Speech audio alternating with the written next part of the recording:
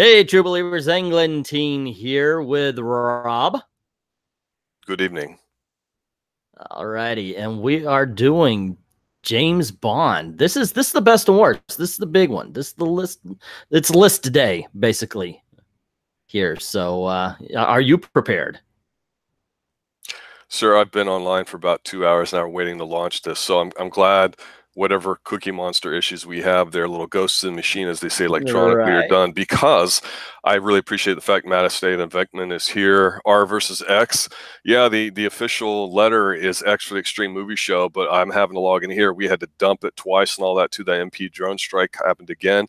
But now I can officially say to everybody, you're listening live to the Xtreme Movie Show. And of course, I'm Rob, and he's Englentine. As you know that already, we are still deep beneath the Pine Hills Palace in a bunker in an undisclosed location somewhere beneath the Pine Hills Palace next to the Institute for the Criminally Insane. And tonight we're going to discuss and argue all things Bond. And for the 10 minutes that we've been talking, we still been arguing about how we're going to present this. So without further ado, I'm going to let Englentine start off. Okay, I figured we got to build up to the movies. We're going to do that. But one of the most important things we've got to argue about, and we'll get this right out of the way, is Bond. Now there's 6 of them. So what I figure we could do is we'll go number 3 worst, number 3 best, number 2 worst, number 2 best, number 1 worst, number 1 best. That way we're not blowing the wad all at once. So because this is the big one. I understand you and I we are vastly different in our opinions on James Bond in some places. So You don't say. No, I don't. I actually, no, actually, I did, and that was one of the first things I said. So I will start this particular, perhaps fight, and say that my number 3 worst actor to play James Bond is the one that I said everybody talks about when they say James Bond, and that's Roger Moore. This is not an opinion that I held before we started doing this. I had to watch all of the films in succession to find out that this green screen mother is not fit for the role in a lot of ways. He had 3 good movies in him, 3 good solid films. After that, he was the biggest problem in almost all of the rest of them. Englentine. Yes. Let's reset so everybody listening here understands what's going on, because I want to make sure I'm on the same page. I know we're excited. I don't want to spooge all at once. We're older. We should be able to time ourselves. We have a long refractory period. Okay. You're telling me that out of the 6 people who have played James Bond, the 3rd worst. This would be number, what was it? 3. Number 4. This is number 4. Yeah. If you're lining them up, 6, 5, 4, 3, 2, 1. This is number 4. We're going 3, 2, 1 for the worst. Is Roger Moore. Yes, that is what I'm telling you. Okay, because I don't know on your obscenely, everly growing intensity of the other channel that you have there, I Love Comics, worldwide phenomenon that it is. I don't know if you do lists where people understand the rankings for it. And frankly, for the 30 plus years we've been doing this, I sometimes get lost myself. So a reset is never a bad thing. So understanding that, for me, this pains me to say it, I have to say George Lazenby, simply because he only did 1 film. Oh, okay. Okay. Great film. I really want to put him ahead of my number 3 on the list, if we look at it that way, meaning there's 3 more. But yeah, I would have to say that. I totally disagree with you on Moore. But what do you have for your next one? Who's better than Moore? Let me back up the number. Let me back up to the number 3 there and say that one of the reasons also is I think he's so far to the lecherous sexual hound Bond. He just has no action in him, and that's why I made my number 3. My number 3 best is a guy who almost goes the entire opposite direction. And he's a dangerous Bond, but he's not exactly a charming Bond. And you're going to hit the fucking roof on this one. And that is Dalton. My number 3 best is Dalton. Well, for me, I actually have Sean Connery in role. I like Sean Connery. He's pretty well-rounded for the most part. His humor is not as great as that, but Dalton's a solid pick. He's my 3rd best Bond. Sean Connery's your third best Bond? That is correct, sir. Holy Toledo! Wow, that is something. Okay. Well, I mean, I'm being honest. I mean, and we have to take into account that's the fact great. that That's almost great. Yeah, 25 stretch it out a films. little bit. Why would you say that? Well, when you look at the people's catalog, you have to understand too, like I mentioned before when I was bashing on Craig, you have to look at the movies they're saddled with. And sometimes, you can rise above it acting wise and still be likable. Sometimes you can like the movie, but it can be a bad one. So Connery's very good. He's certainly better than the people I had underneath him. But Lazenby, because it's a one-off, it puts him in a strange situation. But I definitely have him better than two others. So Okay. I don't think that's a bad spot for him. So to me, that's like honorable mention if we were doing gold, silver, and bronze. So the bronze medalist for me is Connery. And for you, you said it was Dalton? Dalton, yeah. All right. Here's the thing. I was watching him again, and it occurred to me that I think Dalton would have soared had he had more films. I really, you actually see a progression in his two movies to the point where also he's more charming as Bond. Because if you watch The License to Kill, he's just way out of his element because that's a Roger Moore film that they put him into. So I actually believe that. Anyway, my number 2 worst Bond is George Lazenby. He just wasn't a good actor. Although I've got to give it that his Bond was written as James Bond, so he was charming, he was dangerous. There's in the opening scene alone, he uppercuts and he's haymakering, and he looks dangerous. He looks like he can really cause some damage to people. He's got the snark down, but he's still kind of a plank. He's still wooden, and I can't put him on the best list. He in my opinion, he deserves that spot. What's your number 2 worst? Well, for me, the second worst Bond of all time is Pierce Brosnan. Okay, explain why. Wears a great suit, and that's about it. All right, that's okay. He looks good in a suit. That's it. To me, my second best was your third best, and that's Sean Connery. So you're switching between best and worst. So I hope Venkman and Channel, who's asking about for closed captions, understands what's going on here too. That's why I wanted to be clear on. So, yes, we are going we're switching from best to worst, so we didn't just go right on ahead, and it's easier to see. So, and this is the only thing we're going to be doing this for. Okay. Yeah, I like Sean Connery. He's really good in the role. He's just not the best, and I think part of it is because he cannot fight. Of all the things he can do in the movies, the one thing that he really can't, there is no good fight scenes in any Sean Connery film. And that's one of the big problems I had with it. He's got the charm. He's got the dangerous look. He looks the role, but when it comes time to doing the action scenes, he looks like he'd rather be anywhere else. I think that's a good summary. Yeah. Okay. How about you? Who's your second best? Or have we done that? Yes. No, my second best is to somebody who I disagree with you on the way you mentioned the movie, but I agree with your points. And that's Timothy Dalton. And much like Lazenby, the fact that he only has 2 movies under his belt, I think impedes him, because I think if he carried on with his arc, he would have had the possibility of being the best Bond of all of them, actually. I just think that him having the movies, they had to continue in the vein of what Bond was going to be, not what they turned into with Pierce Brosnan or Daniel Craig. So if they'd kept it a little bit more realistic, I think Dalton would have been the best Bond. I actually see that after watching the movies again. I really do see that. So who was your absolute worst James Bond? Well, as much as I like to poke fun at Brosnan, he's still tolerable as Bond to me. I don't mean to make it seem like he's not, and I still thought Lazenby was as well. But there's just such a huge gulf between the 5th best Bond, or whatever you want to call it, number 5 on the list out of 6, versus number 6, and that the bottomless depths of James Bond is Daniel Craig. Wow. Okay, so why would you say movies, bad writing, bad directing, 0 range, no acting. He started off with a bang, which I thought was decent. He's probably like, you and me at 17 years old, pop and flop in 10 seconds. Okay.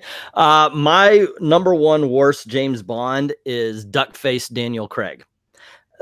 Mainly because I'm serious. Look at him. Every time he has to look mad, he gets this kind of pursed lip thing. It's like a freaking 14-year-old taking a selfie every dang time. Sucking on a lemon. It really is. The other thing is, he's only got one intensity. True. And that's one of the biggest problems. Even when he's saying the words and he's trying to emote, it's all in that one intensity. There is no other side to Bond. There is no, well, he's the his sexual conquest or anything. No, he's violent through all of it. And I'm not talking about he treats women violent. It's just he goes at the sexual parts of a James Bond film the same way he goes at the action parts. It really is just, he is, like I said about Moore, he is the worst thing about his movies, because there are some excellent action scenes in his films. There's some really good, intriguing scenes in his films. He's usually the worst thing about it, which leads us to your best James Bond, sir. Well, the one that's left is somebody we need more of, and that would be Roger Moore. The reason why is because even though his movies, some of them were definitely campy, they didn't necessarily start off that way. And actually, even though he stayed in the role longer than anybody, with 7 films, I believe, into his late 50s, I think he overall had a better running average. So it may not have been like the power hitter, but he had a very strong average, if you want to use baseball analogy, which, you know what, let's not do that, because I'm not a fan of baseball. Baseball kind of sucks to me. He had enough charm where at that age, when you're going to be a secret agent like that, you're not going to be 24 years old. You're going to be in your early to mid 30s at the youngest, because Bond, you know, he went to college, he was in the Navy, he was whatever. And even with what they kind of get away from the novels in the movies, you're going to be in your mid 30s, let's say. So somewhat mature, somewhat sophisticated. And he has that in spades in his films. They really play off that well. And he has enough of a range in his face when you're watching it, even if you're not listening to his lines, you're not listening to the dialogue going on between people. If you just watch how he goes about being Bond physically, walking, looking, staring, he's the best. He's got that deadpan humor, which just really makes it a lot of fun. And that's the whole point, I think, in some of these too, even though we're going to talk about the film shortly. Overall, if you want to pull out a Bond film, generally you're going to be like, man, I want to watch something fun. It's probably going to be a Roger Moore film, and there's probably not one you can pull out that's not, except maybe one of the last ones. You're going to be hit or miss with some of the others. Some of them are going to piss you off. Some might have 1 or 2 good scenes, but by and large, through the entire film, through the entire catalog, Roger Moore delivers. That's why he's the best. Well, I disagree with it, he's the best, but then again, you disagree with me as well, because my favorite is still Pierce Brosnan. I like the fact that he I'm shocked. No, not at all. I understand you're not shocked, but he is the culmination of Roger Moore and Sean Connery. He is dangerous when he needs to be. I disagree with you on what you say about him being a dangerous Bond. He goes cold when he kills, and that's one thing I like about him. He's very smooth. He's very charming, but when it's time to get the job done, he goes stone cold and he gets it done. I like the way he plays that. So yeah, to me, Pierce Brosnan remained the best, but Daniel Craig plummeted when we started watching these. I never thought I would put Daniel Craig as faster the worst. than reviews on any of the Pierce Brosnan films. Oh yeah, that was sad, but it was a good try. It was a good try. You tried, and that's what's important. Let's see what do we got. Say the same thing about Pierce. Anyway, all right. Let's see. Dr. Venkman, who's been with us since the beginning, has put his in, and he says number 6 is Lazenby, number 5 is Moore, number 4 is Brosnan, number 3 is Connery, 2 is Craig, and 1 is Dalton. So he disagrees with us on Daniel Craig. And here's the thing too. We have talked about the different Bonds, about comparing them, about different eras, those sorts of things. And it's tough because I would probably put Dalton as the best Bond overall, just based on what he was trying to do, his physical look, combining all of that. But again, with only, 2 films, it's tough. So sometimes, it's like a sports person. They can get hot in a game and just go out of their mind and have an all-time performance, and they'll never ever reach those levels again. So it is kind of tough. So I think, peak Roger Moore may not be peak Dalton, may not be peak whatever, but Dalton, I can definitely see his first. Craig, he's got the look. He really, really does. And he looks so modern century, like well, except for the duck face. Sure. Right, but in all seriousness, he looks like that. He just is a block of wood, like you were saying. So yeah, and Connery's an instant classic. He's there. He's very solid. It'd been interesting if his movies had a bit bigger budgets, or I'm not sure, but yeah, it's tough. But yeah, Dalton, I can see. He doesn't like Lazy Boy, as he calls it, or no, Lasna Boy. I don't know if that's intentional. I liked him. I thought he was good. Now, if we had a couple more movies of him, he may not have been.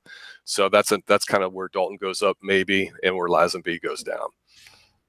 By the way, no, I have not said I am a different breed of cat yet, except for right there. But that doesn't count because I wasn't using it in the proper context. So there. For every James Bond, there must be a Bond girl, however. And what I figure is we'll talk about our least favorite and then go to our favorite. Yes. What is your number 5? Like, if you were listing these, we're gonna go top 5 worst Bond girls. All right. Who is your number 5 on the list? I'm gonna back up and say one of the challenges we're gonna have is that, and I'm not trying to puss out on this. You and I think, probably have not fleshed out what we thought we were going to define as a Bond woman versus a Bond henchman versus a Bond villain. And that's important to know because I'm just going to go based on what I see. By a Bond woman, I don't necessarily mean a fellow agent. I don't necessarily mean somebody he has sex with. I mean a female that's in the movie that's somehow intertwined with him in the story. That's I'm going by. And on my list, I have separated henchmen from Bond girls. So there will be like Xenia Onatopp, she's a henchman. She's not a Bond girl. I agree. Because she was working for the villain. So I separated those. But here's the thing, and this is what really made this list really kind of hard because there's 75 Bond girls. Yeah. And you have too. And you have the Bond girls who he sleeps with, and then you have the Bond girls who helped him. Mainly, I tried to stay with the Bond girls who helped him, but a couple of the ones that were the sexual conquests were just so good that they had to go into the lists.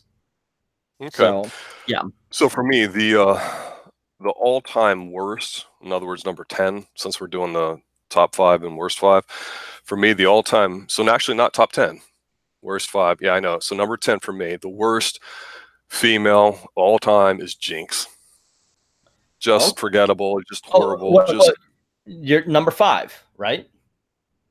She's the worst out of all of them, yes. No, we were going to count down the top 5, but you're going straight to number 1. This is where I'm confused. We're doing the 5 worst, correct? The 5 worst, yeah, but we were doing the countdown. So what's your number 5? So you want me to, I see what you're saying. You want me to leave the worst of all time as my number 1. I understood. Right. Okay, so number 5 for me would be Madeline Swan. Potentially interesting character. From what movie? Brofeld. From which movie? Brofeld, Spectre. Okay, cool. Yeah, so potentially doesn't like Bond, this and that, doesn't like guns, this and that, saves Bond, Bond saves her, and then all of a sudden she just leaves, and then she wants to fall in love with him, and they run off, and this and that. They turned a potentially interesting female with a backstory to, I guess if I was a feminist, I'd be mad, but since I'm not a feminist, I probably don't care. But if I was a feminist, it wouldn't bother me because Bond's such a wuss ass in this movie anyway. Madeline's probably stronger than him. But frankly, yeah, she had a lot of potential. And it was just awful. Something psychological with her not liking guns, and then Bond gave up his guns. So now she's in love. Just awful. And unfortunately, she's coming back. Okay. My number 5 would be Rosie Carver. She was the black agent from Live and Let Die. Mm-hmm. And she is basically the sleep with girl that Solitaire should have been, but you know, because Solitaire doesn't do anything other than that, and Rosie Carver's supposed to be the agent, but when it comes time to do any agenting, she ends up losing her shit, screaming, running into the forest and getting shot, And throughout her time on screen, she's just incredibly annoying. Mm-hmm. There's two things I hate about the worst of the Bond films. They're either annoying or they're boring. And Yes. in this case, this one was annoying. Well, who is your number 4? Well, Or Suzuki. unless you want Suzuki. You only live twice. She's there just to be Japanese and sleep with him. Okay. Explain Runs a around little in more. lingerie. She's just forgettable and just boring, and yeah, just there to do nothing in a nothing film. I think you're talking about Aki, the one who dies. Aki Suzuki, I think, is her name. No, Kissy Suzuki and Aki are the two on that one. But yeah, I get it though. I get it because frankly, they had no reason to. Suzuki, she's there just to be Japanese. There you go. Okay, my number 4 was from one of my favorite James Bond films, The Man with the Golden Gun, and that's Mary Goodnight. Yep. Gorgeous woman, by the way. Gorgeous woman. Looked great in the bikini that she's running around in. But holy crap, can you just shut her up? Could one of you turn around with that golden gun and just shoot her in the mouth? Don't have to kill her. You can do it sideways. But so long as it shuts her up, that's what we're going for here. Yeah. Hey, Maverick, we counted down the best and worst Bonds, and now we're talking about the best and worst Bond girls. Who's your number 3 there, sir? Well, I have the exact same one. I have Holly Goodnight because she's there just to be stupid, and I don't know if that was supposed to be comic relief because it was kind of a dark film, actually, which I liked that part about it. It was just embarrassing. A beautiful woman like that just to be made really stupid. It just didn't work in this film at all. Good night to good night. Okay. Yeah.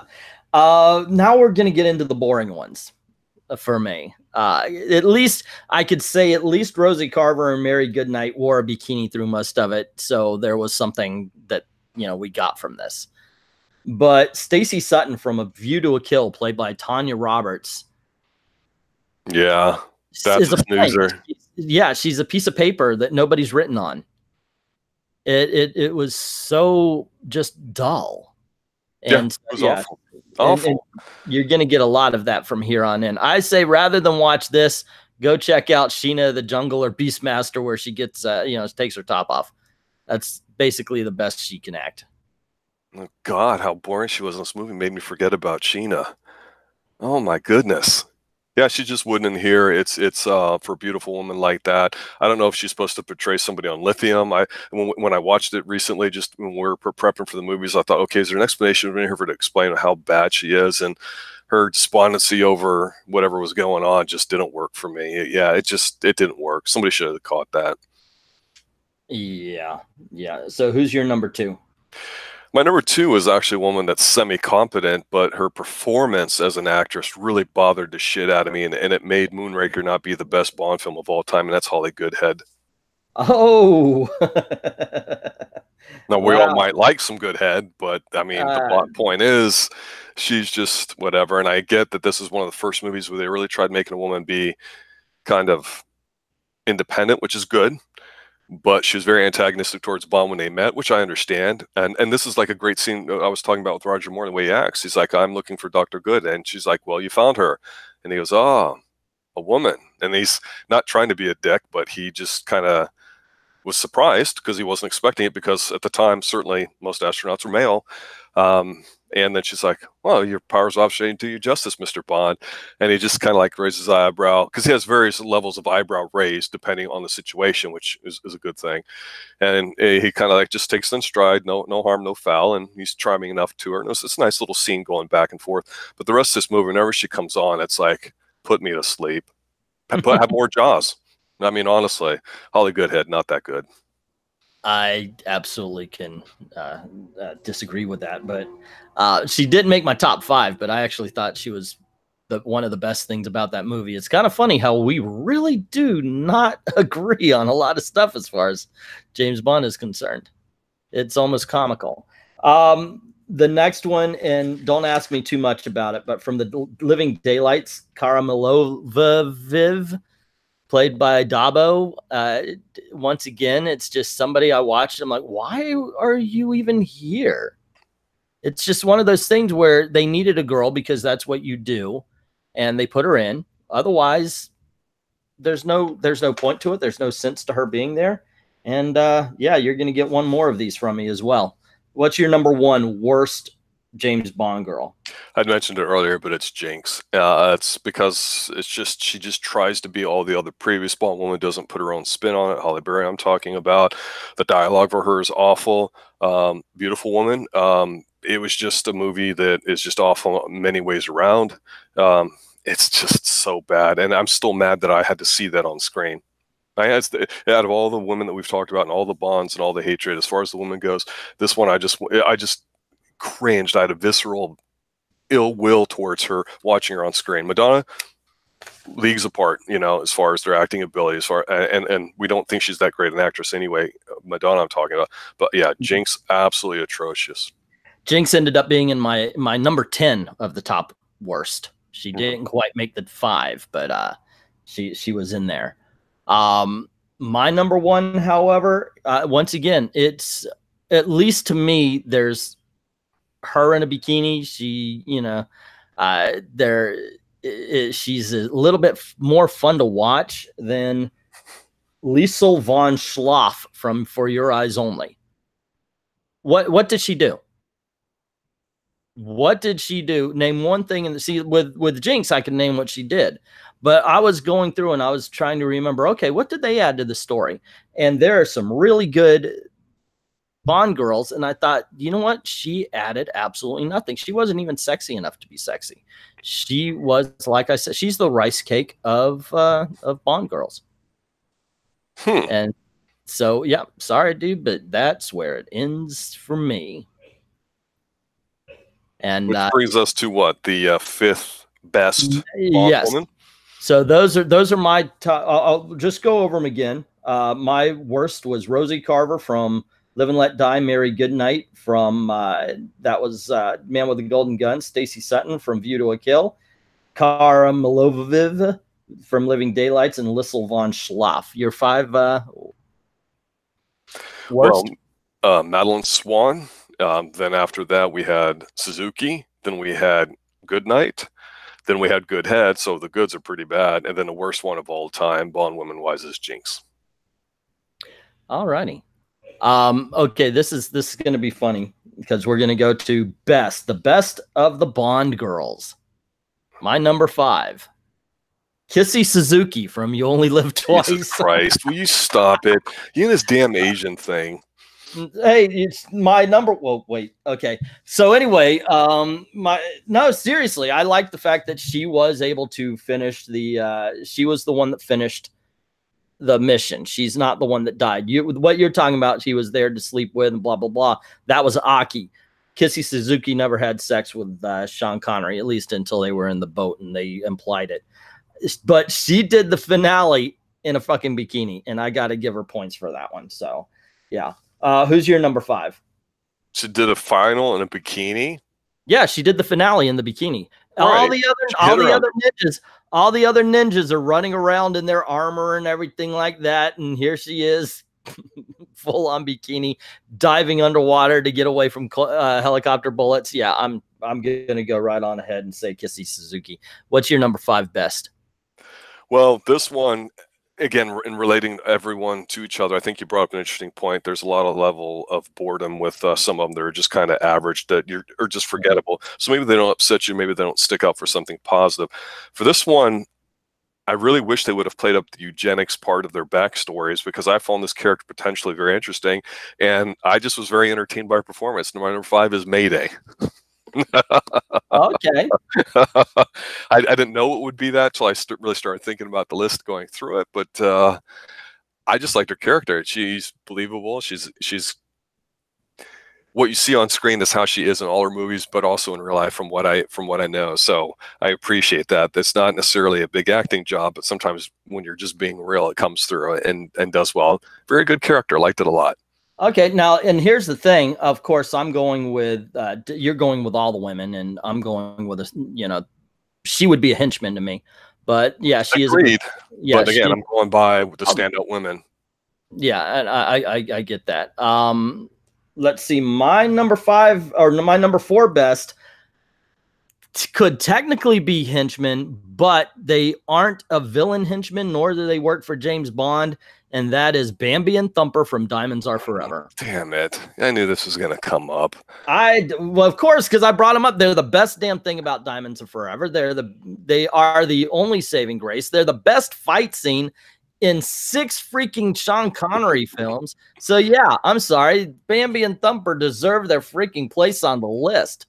Also in bikinis. Interesting. Yes. I know. I didn't even realize that until I started talking. But yes, they actually fight Sean Connery in bikinis. So who's your number 4? See, I guess the pattern here is I'm going in terms of inner strength, and you're going versus outer beauty with bikinis, because my number 4, a very beautiful woman, but also very strong individually, which is very attractive in itself, is Anya Amasova. Okay. From The Spy Who Loved Me. Spy Who Loved Me. Good pick. Yeah, one of the best scenes in there is when, like we had talked about before, when Jaws is chasing them and she goes to run him over and all that, and Bond's just telling her all these things, and she's like, "Look, shaken, not stirred," and then just kind of like rolls his eyes. That is gold right there. I mean, you don't get that in almost any of the Bond films, but they had good chemistry together. She's smart. The opening sequence is just fantastic. Awesome. Okay. My number 3 is from, like I said before, one of my favorite James Bond films, and that is Solitaire from Live and Let Die. So what made her so good, honestly? She's got a great shtick, I agree. But after that, then what? There is a charm to her for some reason. Like I said earlier, if you watch what she's doing, she is very pivotal to the story without being pivotal to the action. And that, I think, is one of the things that make me like to follow her. Without her, the story doesn't go through. That's just part of it. So yeah, I like her. I like the way all possible Bond ladies. It's her charm that stands out the most. You're saying?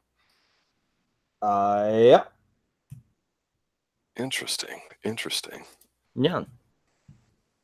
How about you? Your next one? You want me to go to number 2? But you're on number 3 still, right? Oops. Yes, I had that wrong. I was thinking of a snake draft here. For me, my number 3 is I don't know how to say it, Miss Alpo. She's evil. She's actually probably a henchman. She's the one that screws you. What was the line that she had basically said to Bond? Something along the lines of, I'll have sex with you for breakfast, but I'll kill you for lunch. This woman is just pure evil. She's the one I believe in. I don't have it in front of me either. It's not from Russia with Love. I want to say it's one of Connery's. I think it's Thunderball, actually. This woman is just an evil, bad bitch. She's smart. She's sexy. She's working Bond. She doesn't mind being worked. She knows Bond's getting work too.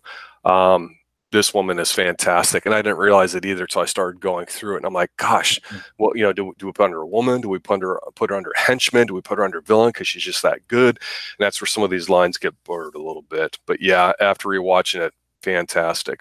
I believe she's the one in the scene that I had mentioned before, where Bond is at the party, and she's kind of having her henchman chase him, and she ends up getting shot in the back, and Bond's having like, yeah, but he's having to hold her, and he puts his fingers to hold the blood up or like that, and he's like, never mind, she's just dead tired or something. She's stupid. Dead tired, yeah. But just the way she played the role, she had ownership of it, just a strong woman, and it was an earlier Bond film too. It wasn't like they were trying to be progressive, I don't think, at the time.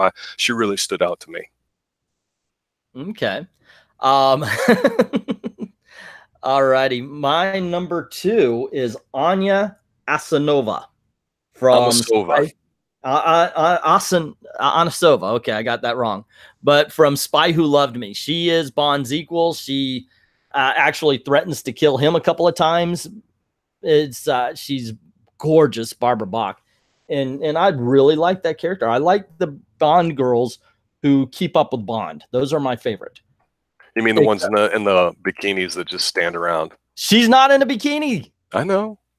But Just no, I'm saying. saying in this case, hey, we got a Bond girl that's not in a bikini, and yeah, I dig it. I really like her character. I think she's a strong character, and I would have liked to have seen some sort of vengeance enacted on James Bond because of the death of her brother. I think that would have been cool. But yes, that I know she's on your list. She's on my list too, and she's the only one I'm gonna hazard this guess. So she may be the best Bond girl. But who was your number 2?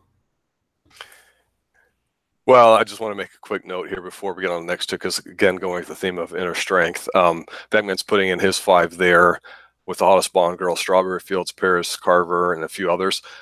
I am not necessarily saying that the ones I am picking are the hottest or the best looking or whatever. I'm just talking about from an entire character perspective, because I think ultimately that's what everything kind of comes down to, is a little bit the character. We don't really necessarily care about the plot.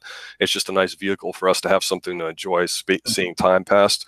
So for me, my number 2 is a very, very strong woman, and that's Tracy Draco from On Her Majesty's Secret Service. Beautiful, intelligent, smart, with it, genuine. The only issue I had was the opening scene where I think she was trying to kill herself, and without that, you probably wouldn't have a more complete Bond woman.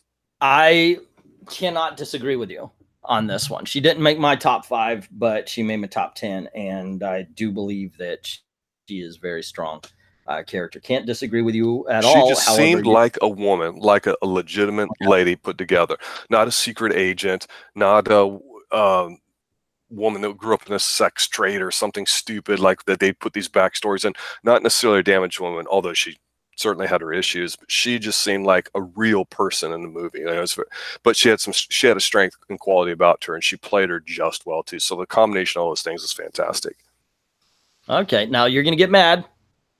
Why? Another Asian? No, it's the Asian.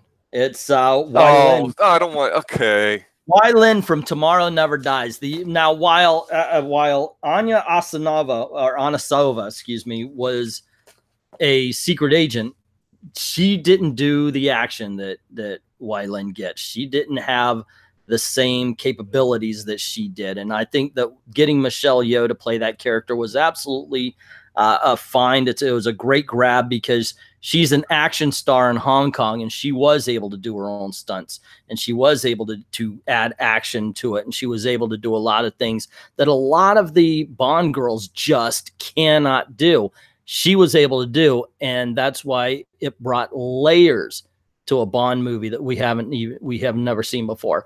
Even if you didn't like Tomorrow Never Dies as a movie, she brought it.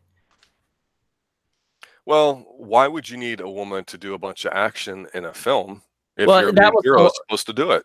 Why not? Why do you need a woman for him to drag around? Which is what most of the Bond girls are. But the best of them are the ones that he's not dragging around. The best of them are the ones that are actually helping the story in some way, or which I know I just contradicted myself with Solitaire. But like I said, no, well, the thing is, it's like I said, she contributed to the story, but not to the action. While Wai Lin, being part of the 2 countries that are being put to war against each other, did both. She added to the story and to the action.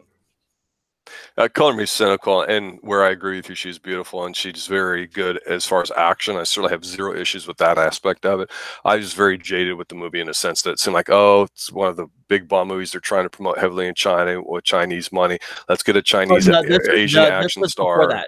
This was years before that. China did not become a major player until this decade. They were not the major player that they were back then. Yeah, I don't necessarily want Venkman is putting in the channel. She had to be equal to Bond.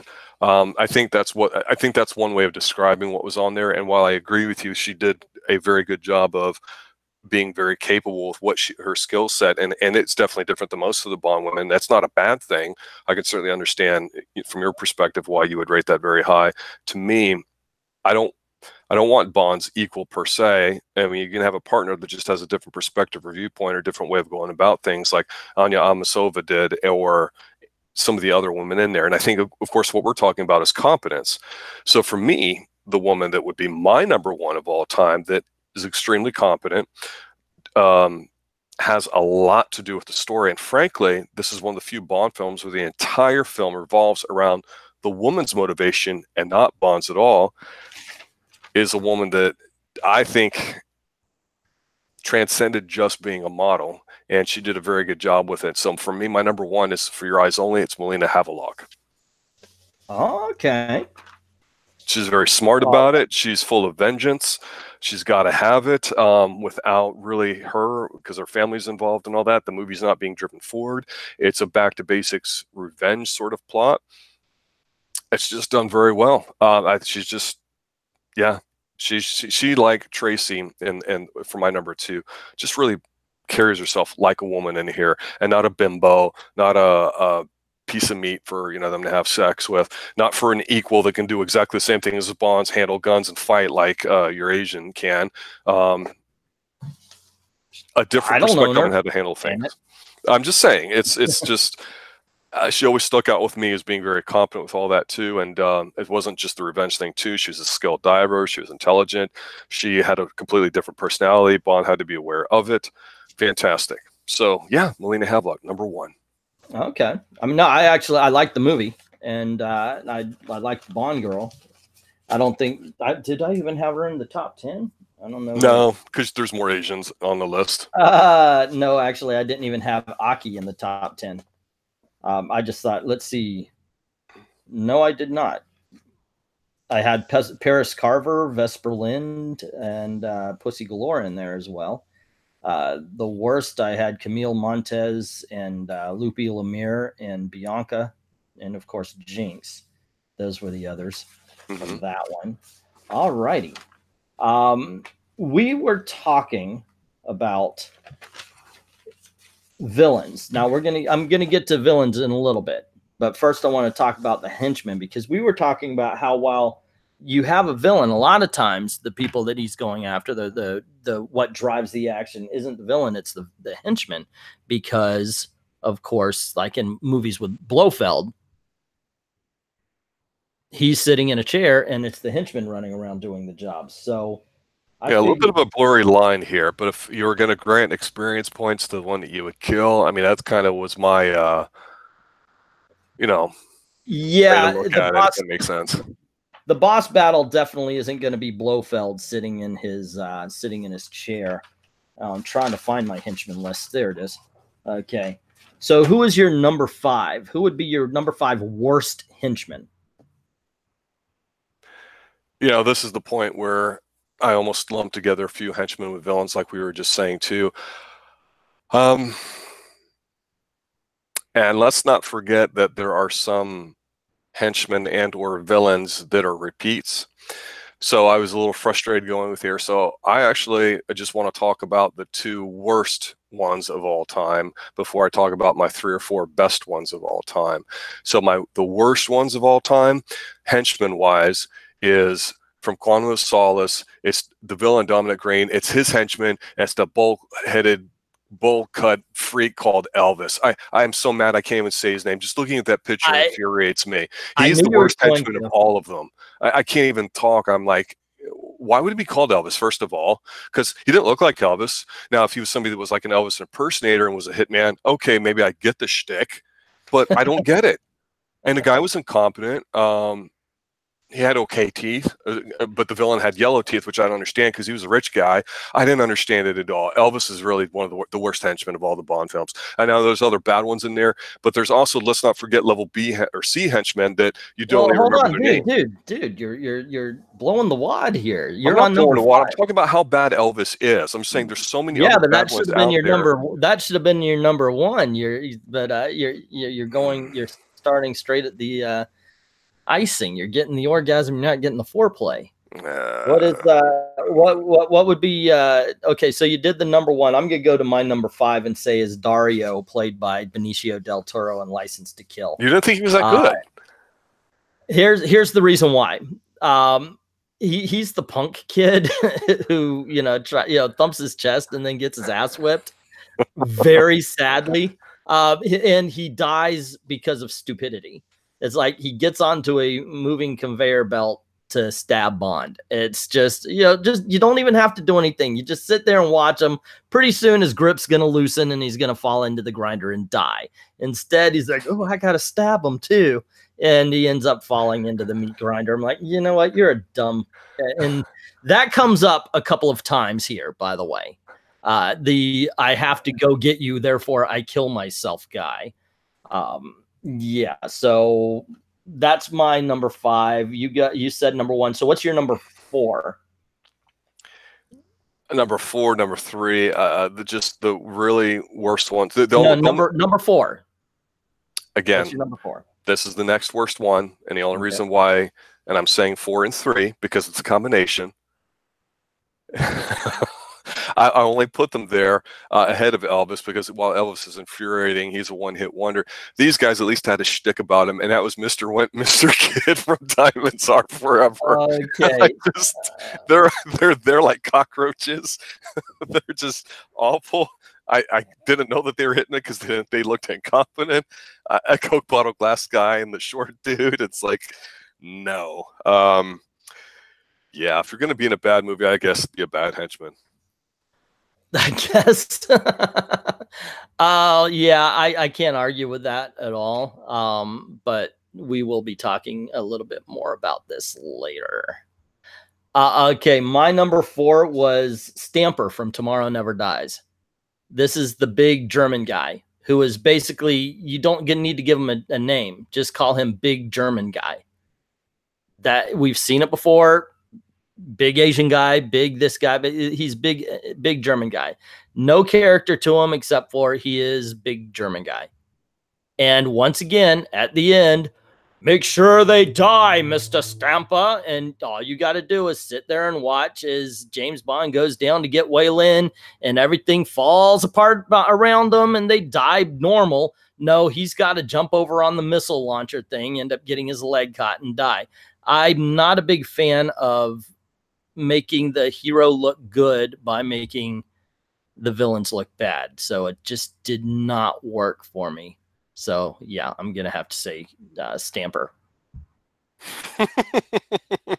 I'm going to comment more about what you just said here and a few more guesses with Stamper. Yeah. Yeah, that's it's a little unfortunate. Man, I still can't believe you picked Benicio. I'm a little waylaid by that. Okay. Go ahead with your next one because I had a 2 for there with my Mr. Wint, Mr. Kid. Let me hear your number 3.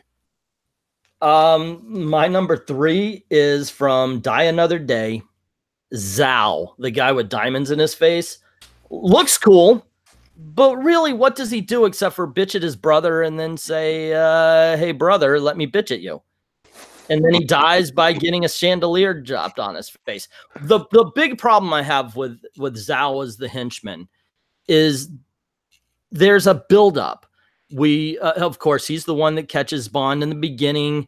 Bond blows diamonds into his face. The villain that he is traded for, the spy that he's traded for, Bond, is Zhao. And they look at each other and they go, well, you're going to get yours later. So it's building up to this big face-off between the two of them. And it never comes. Instead, they're driving through the ice palace and he falls through the ice and then an ice chandelier falls on him. So we don't even get the promise of the payoff, of what they said we were going to get. So yeah, that really didn't sit well with me. Yeah, I had him next on my list because I thought the idea was kind of interesting. Diamonds in the face and this and that.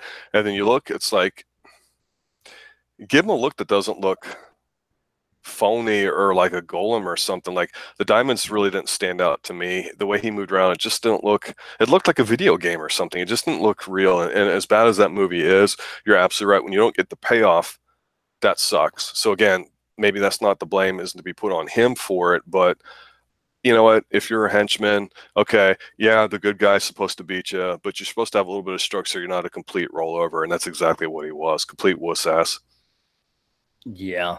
Oh, I just realized something I made a mistake on, but we're going to talk about that in a little bit. Okay, so who is your number 2 then? or did I just ask that? That was my number 2. So we're going to go for your number 1 now. No, my number 2. Or your number 2 and then number 1. Yep. Yeah, and my number 2 could only be this, because there are 2 of them, and that is Mr. Kid and Mr. Wentz. Once again, like I said, I hate villains who they were done. The person who pays them is dead. There's no need to go after James Bond. They could have lived through the movie. Maybe even they would have shown up with a better writer. I could actually see them, quirky as they are, being interesting villains. But unfortunately, no. We got this movie where they were just stupid. They stuck a scorpion down someone's shirt, Rob. And it wasn't even the right kind of scorpion. It was one of those big-ass black ones that you can have as a pet because they're not going to bother you. Right. It's just, ugh. That's all I got to say.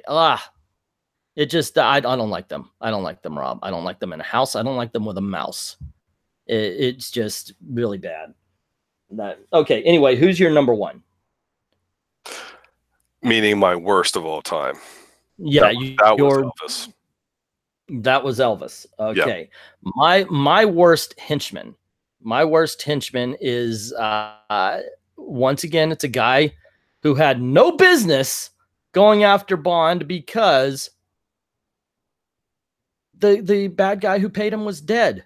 He was free. Go. Just get out of here. You're fine. And that is a character of Mr. Teehee. Yep. From Live and Let Die. Let Die. Mr. Big's dead, and then you've got you got Solitaire and you got Bond. They're on the train, and here he comes, one-handed himself, starts a fight. Why? Just leave. There's no need for it. You're done. Go. And yeah, so there you go. That's my number 1. It's absolutely stupid. It's bad writing, and I can't get behind that at all. It's true, because when, at least with the women, you get the feeling that with a lot of them that we mentioned, as women, not just the hottest or whatever, but they're supposed to be characters. At least with a lot of them, they tried to do something, even if you agree or disagree with it. But with the henchmen, they're there just to be whatever, and that's where they're not too good. So, on to the good henchmen. On to the good. My number 5, I would have to say, and this is going to surprise you. This I think will surprise you, that I don't know if he's on the list, but how low he is, and that is Jaws. I like him as a character. I really hope, as I said before, that we get a new one with what's his name from Guardians of the Galaxy, the wrestler, Batista. Yeah, I enjoy him. It's a lot of fun. Although he does become a cartoon character in Moonraker, he's still entertaining, and he looks threatening until, of course, Moonraker. How about you? What's your number 5? This was tough for me because by default, this person slides into the 5th best henchman, and that's because of just how nondescript a lot of these level B, level C type henchmen are, and I think that's bad. And that's Xenia Onatopp. She plays it so over the top. I don't think it's that good. It doesn't fit with the movie. The idea is kind of neat. It's one of the last sexy names I believe that you really have. Of course, she gets off by, the violence thing to her and everything. And I appreciated the fact that she took it to another level to do that role. But again, it just didn't seem like it fit with the rest of the movie. But just as a character by itself, okay. Like, it's a little shtick. I get it. Not bad. No, I can actually, excuse me, I had a pin in my mouth. I can actually get behind this. As much as I like GoldenEye, she is a bit cartoonish. Absolutely. GoldenEye isn't a cartoonish film, but yeah, she definitely gets that way. Yeah, if the whole movie would have just done, to me, it was a video game-ish type movie, not necessarily cartoonish. But if they wanted to go that way, make it feel that way the whole way, she would have fit in great and probably would be even higher because she did it that well. But to me, yeah, they made a great movie to support a video game, is the way I always talk about GoldenEye. Yeah, I'm serious. Yeah, I can actually see that a bit. So yeah, that's funny. Okay, my number 4 would be she was on your Best Bond Girls, and that would be Mayday from View to a Kill, who I believe if they gave her a good plot, I would have watched Grace do the villain. I would. Mayday movie would be great. Yeah, she was just that good. So yeah, Mayday is just it's kind of weird because she was just this kind of woman that I never found particularly attractive, but I always watched her. And man, don't you just wonder what it would be like to bang her? I think it'd be awesome. Probably so. Like I'm dead serious. That's the whole there's point, is that, you know, you have somebody like Holly Berry, who by all measures and standards of beauty in the natural world, or as guys what we would talk about as heterosexual men, you'd say this woman's fantastically beautiful. I just don't think she's that sexy at all. Now that doesn't mean I wouldn't play the game of Smash, you know, or with her, yeah. but I'd rather add her and Mayday. It's no contest. I'd have Mayday all day. I agree. I agree. I've been, yeah, she's just entertaining. And but basically the villains are the what to watch in that movie. She was so good as a henchman, I promoted her to the woman category. That's kind of the way I looked at it. She stood out from being a good henchman, that I said, you know what, she's better than all of these other ones. That's why I put her over there. Okay. Okay. All right. Who's your next? Well, you mentioned him earlier, Mr. Batista playing Mr. Hinks. I think it's a horrible name, but I thought, here's a guy that's he's got a great physical look to him. He had presence on the screen. He doesn't have to do much. He may be a little one notice as an actor for some of the things that he does, but that's okay. He was actually the toughest looking thing that made me feel like there's a little bit of danger. So when he's in any of the rooms or doing anything, you feel like he's coming after you. And the point that you made about Die Another Day with General Zhao not being able to have the payoff with Bond with the fight and him just dying really pissed you off. Here's the thing where you go, man, I can't wait till Bond has his run-in with Mr. Hinks before the final battle. And to me, I looked at him and said, okay, no way. Again, to your point, he didn't technically die at the end of the movie. Maybe he does, maybe he doesn't. I mean, that's us being fanboys a bit with it, but we liked him that much. He made a good enough impression with a little screen time as possible, and that's maximizing what you can do. So he didn't have to have great dialogue. He didn't have to have a fantastic action scene or a memorable line, any of that stuff. Just his presence alone carried it, and that's very difficult to do, and I give him a lot of credit for that. Mr. Hinks at number 4. Okay. That's pretty cool. I like that one because I can see it. I do want him to come back. I really do. My number 3 comes from the man with the golden gun, Nick Nack. Yep. I like his character. Once again, though, he is a henchman who doesn't have to go after Bond at the end. He's mad at him because he blew the money or something like that by destroying the island. That because once he killed Scaramanga, the island went to Nick Nack, but then he destroyed it. But he didn't have to do that. He still owned everything. He still had the whatever monetary value would have still been there. He still had that. But Nick Nack was so dangerous to both Scaramanga and to James Bond while they were on the island. I just found him intriguing. I like that. I like him as a character. So yeah, my number 3 is Nick Nack. What about you? Number 3. Well, Beckman's asking me how in the hell is a hot job not on your list. I'm going to say because he's Asian. That's you. You said that, dude. You said that. Well, I like Venkman's number 4, 3 Blind Mice. That's interesting because that's kind of from the book, and that's from Dr. No there too. Nick Nack, I have a very tough time placing him because I really want to put him up there. And actually, Odd Job, I would put higher on the list. He'd definitely be in my top 10. He's definitely a character.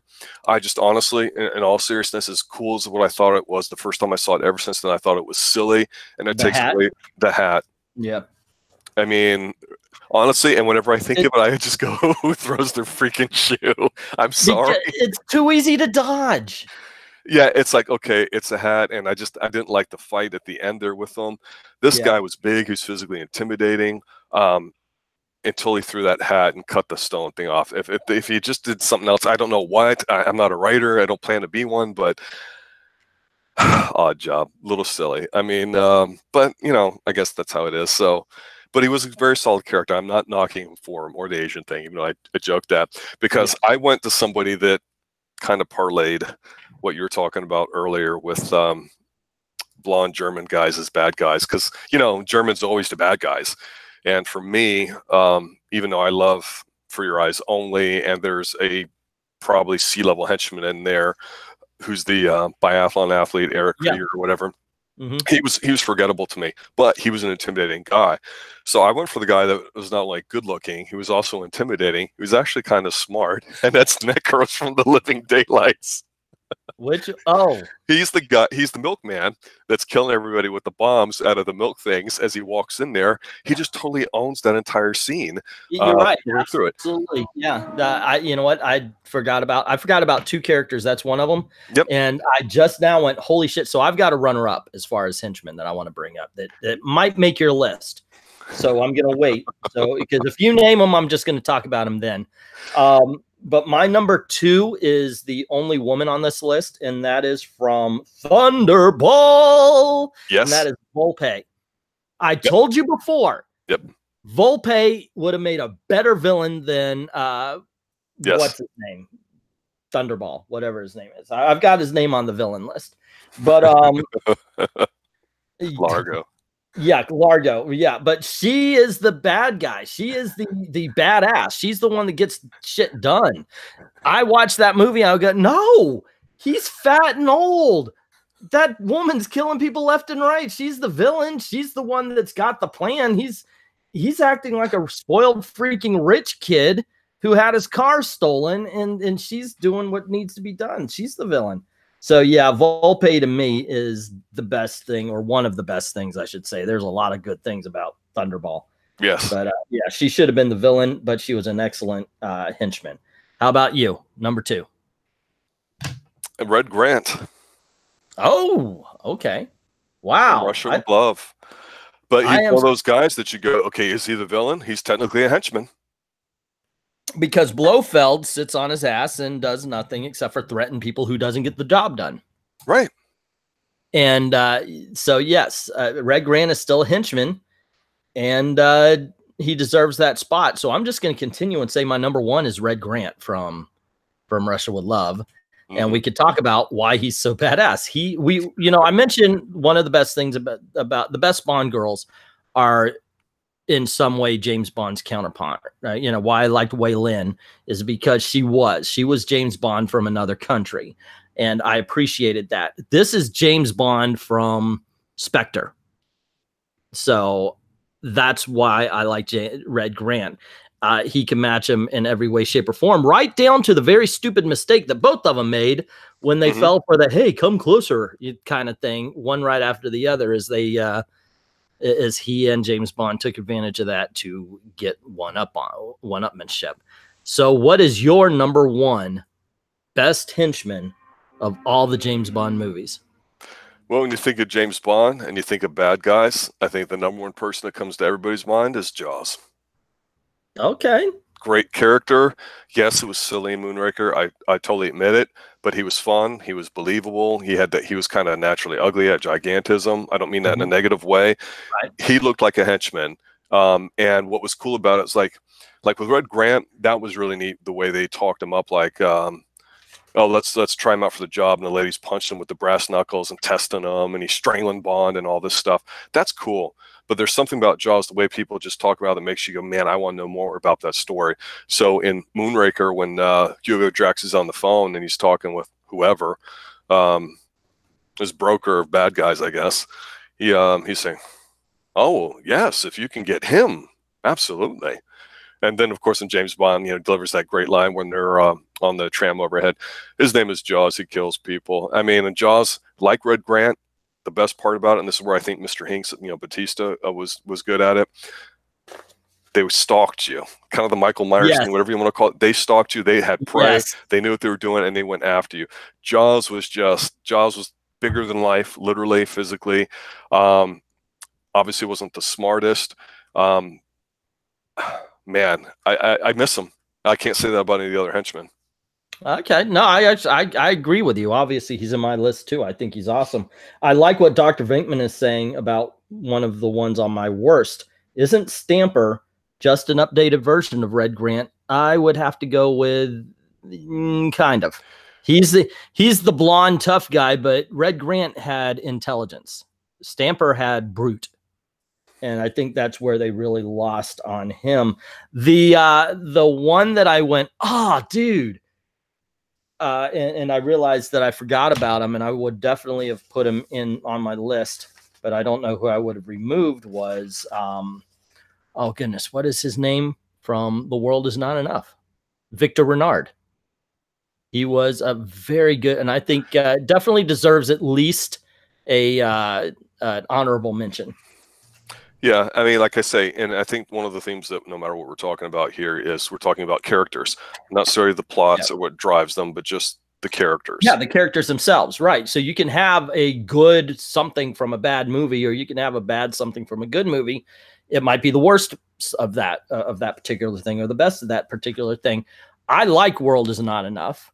You at least like the opening a lot, and Victor Renard, he's a really good henchman that you, of course, go through most of the movie thinking that he's the villain. Speaking of, every henchman must have a villain to work for. How do you like that as a segue? I like it just fine and dandy, sir. All right, cool. So, okay, yeah, let's see what Venkman's. It's that David Niven thingy thing. No, oh yeah, the TV show. No. The TV show was done live. It had Peter Lorre, and shoot, I forget who it was, but they did a live version of Casino Royale in 1954. Oh, I did not see that. No, I looked for it even on YouTube. I couldn't find it, but if it's there, I would love to check that out. And if I do, I'll definitely do a review for the channel. But, sir, who is your number 5 absolute worst villain? We're going to argue today, by the way. I'm just going to warn you about this. Well, let me just find an Asian's name so I can say that's bad. And then, number 5. Sneer game himself, Mr. Gustav Graves. Okay. Why is he number 5? Because he sucks. The movie's horrible. He's got no weight behind him as a character. I liked how Toby Stephens really went into dickhead mode and really overdid it, but that couldn't even save this movie when I guess whoever the other guy was that played him when he transitioned or whatever. Funny, he transitioned. But no, just forgettable and certainly not intimidating. Kind of a limp-wristed sort of villain, and in that way, much like Pierce. Yeah, you still didn't answer my question, but we're going to get to that later when I said, why is he number 5? My number 5, on the other hand, is a gentleman by the name of Brad Whitaker. He's from the Living Daylights. He's like a Joe Don Baker. Yes, Joe Don Baker, who ends up being almost a Felix Leiter character later, and he's better in that than he is in this because he is so out of his depth on this one. He's basically an arms dealer. Of course, he's still got his Southern mannerisms and such, but he's dealing with it. Just it's hard to explain. Also, he collects soldier stuff, so his look and his mannerisms don't meet each other, and in the end, he just ends up being a bad character. Because every time he talks, you can't see him as a threat. Definitely not a James Bond threat, in my opinion.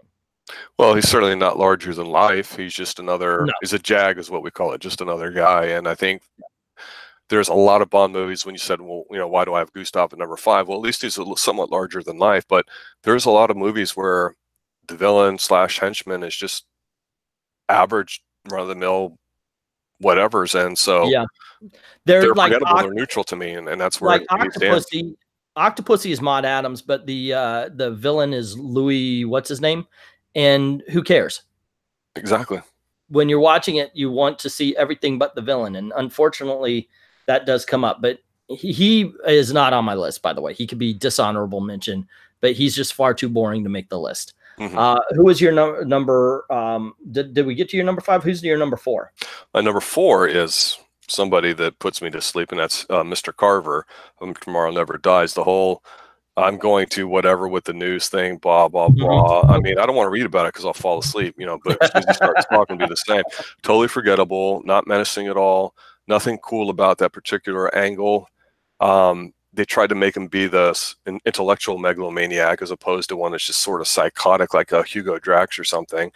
It just did not work. I understand the idea of trying to talk about how important news is and how it affects decision-making and things. At the time, I think it just fell flat. Again, such a wuss ass. I believe his wife was Paris, the one Bond had a previous relationship with, Yeah, and she's on Xanax. Just the whole triangle thing there just did absolutely nothing for it, and just not very villainous. they needed to do something to show us why she was with him, I think. Paris, it was in my top 10 for Bond girls. She didn't quite make the top 5. All right. But she was number 6. But you know, she was there because she played the sexual ingenue very well.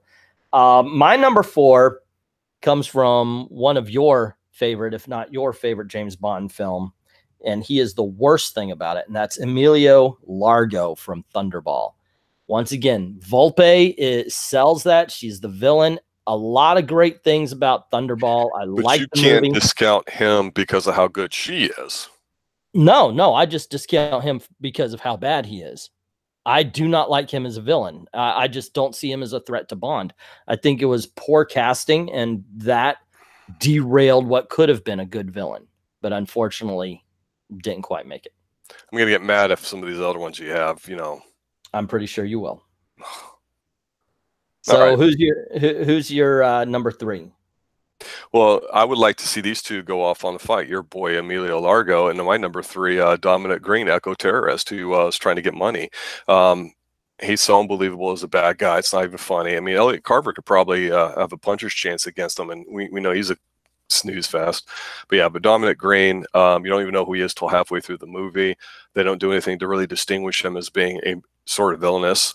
If you actually listen to me, you're going, hey, I understand that he's trying to do all the stuff. He's hoarding all the water. So everyone's going, oh, but it's so bad because the villagers starve and this and that.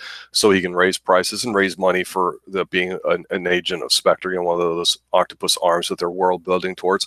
I actually get it and don't have a problem with the whole approach of his, but to be able to go completely one-on-one with Bond there at the end of that fight is just complete stupidity. Plus he has Elvis as a henchman, which I was trying not to hold that against him, but there's just nothing about it. They look like they just picked some guy and said, hey, you want to be a villain? I need you for this scene. Okay. Instead of somebody going, hey, what would be a great villain to have for this movie? Absolutely no presence at all. Really yellow teeth. Yeah, bad. Dominic Green. At number 3. Wow. Why? And that's something I just don't understand. Okay. Number 3 for me is Hugo Drax from Moonraker. The dullest. You're saying he's worse than Largo. Yes. He's because at least Largo spoke loud enough for everybody to hear. He is god awful. I every time he opened his mouth, I wanted to check out. Hugo Drax has some of the best lines in all the Bond movies. Hugo Drax was written some of the best lines in all the Bond movies. Those lines were delivered in a boring ass, just monotone whisper. It was so dull. He was calm and composed. But let's talk about your pick. He was on Xanax. You stole my line. All righty. How about you, number 2? Or are you still on number 3? You're on I'm on number 2, and that's Mr. Rodriguez, played by Javier Bardem. No. What you're trying to do, I don't know if that was you trying to do it. I don't know if that was the writers. I don't know if it was whatever, but just no. You know, he just, you know, rogue agent that has, you know. Yeah, but we've never seen a rogue agent before. You know, you're right. We haven't. Never. We're rogue ninjas. You know, if they were really doing something, they would say, Bond, you're on your own if you do this, like they did in all 4 of the Daniel Craig Bond movies. But anyway, yes, I'm sorry, keep going. Horrible. No, he's just horrible for everything that he allegedly plans out, this big slick thing. No. Well, and the best you can do is you can try to, you know, kidnap her while if something's going to trial or whatever. No, just no. This is a case of the stuff around him that supposedly this character is supposed to play. Like, say what you want about Hugo Drax. He at least had a vision, and everything seemed to fit what was going on with that vision. So we call that consistency.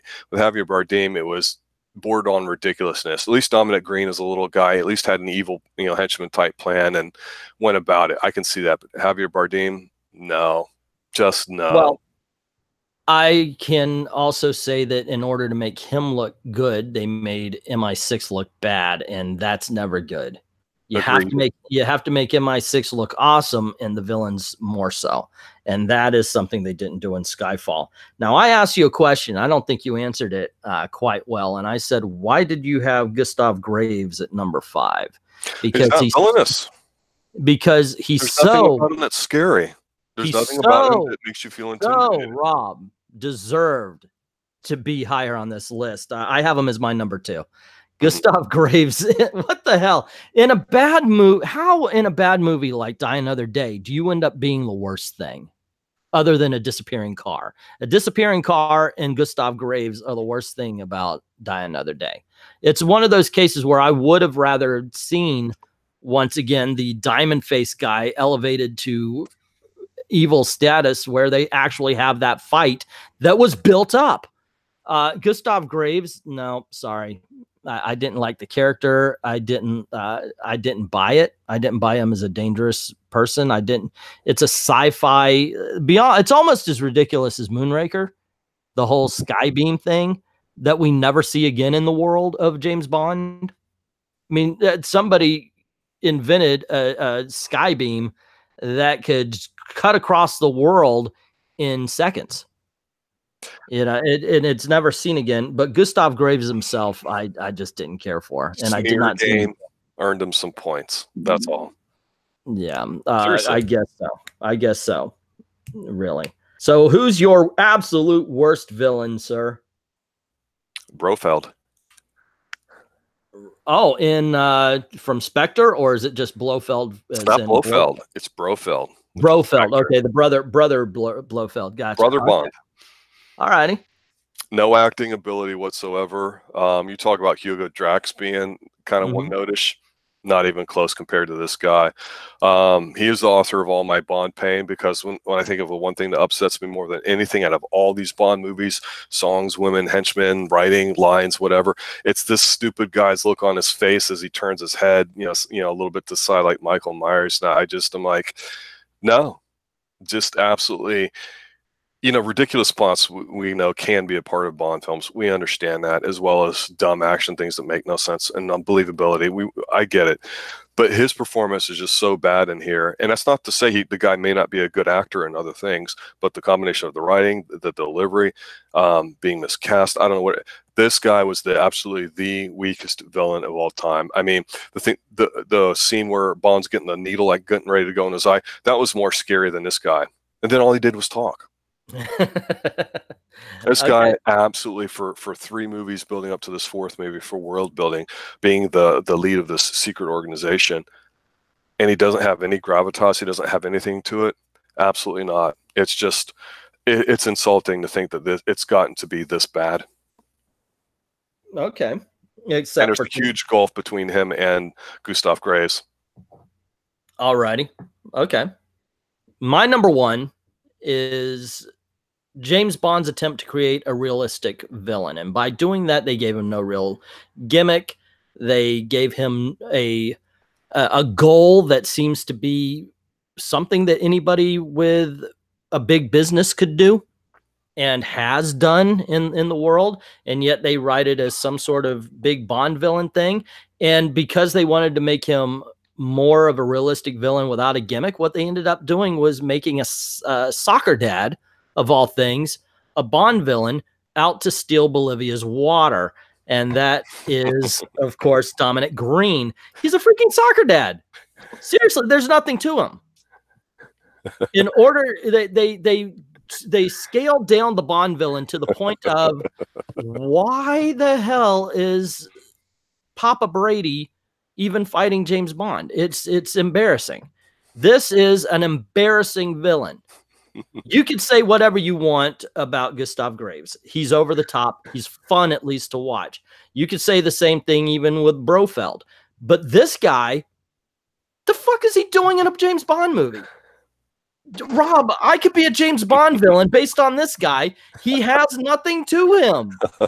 Seriously, there's no there. I am at a loss as far as why they would have done. And plus, like I said, he wanted to control water in Bolivia to make money.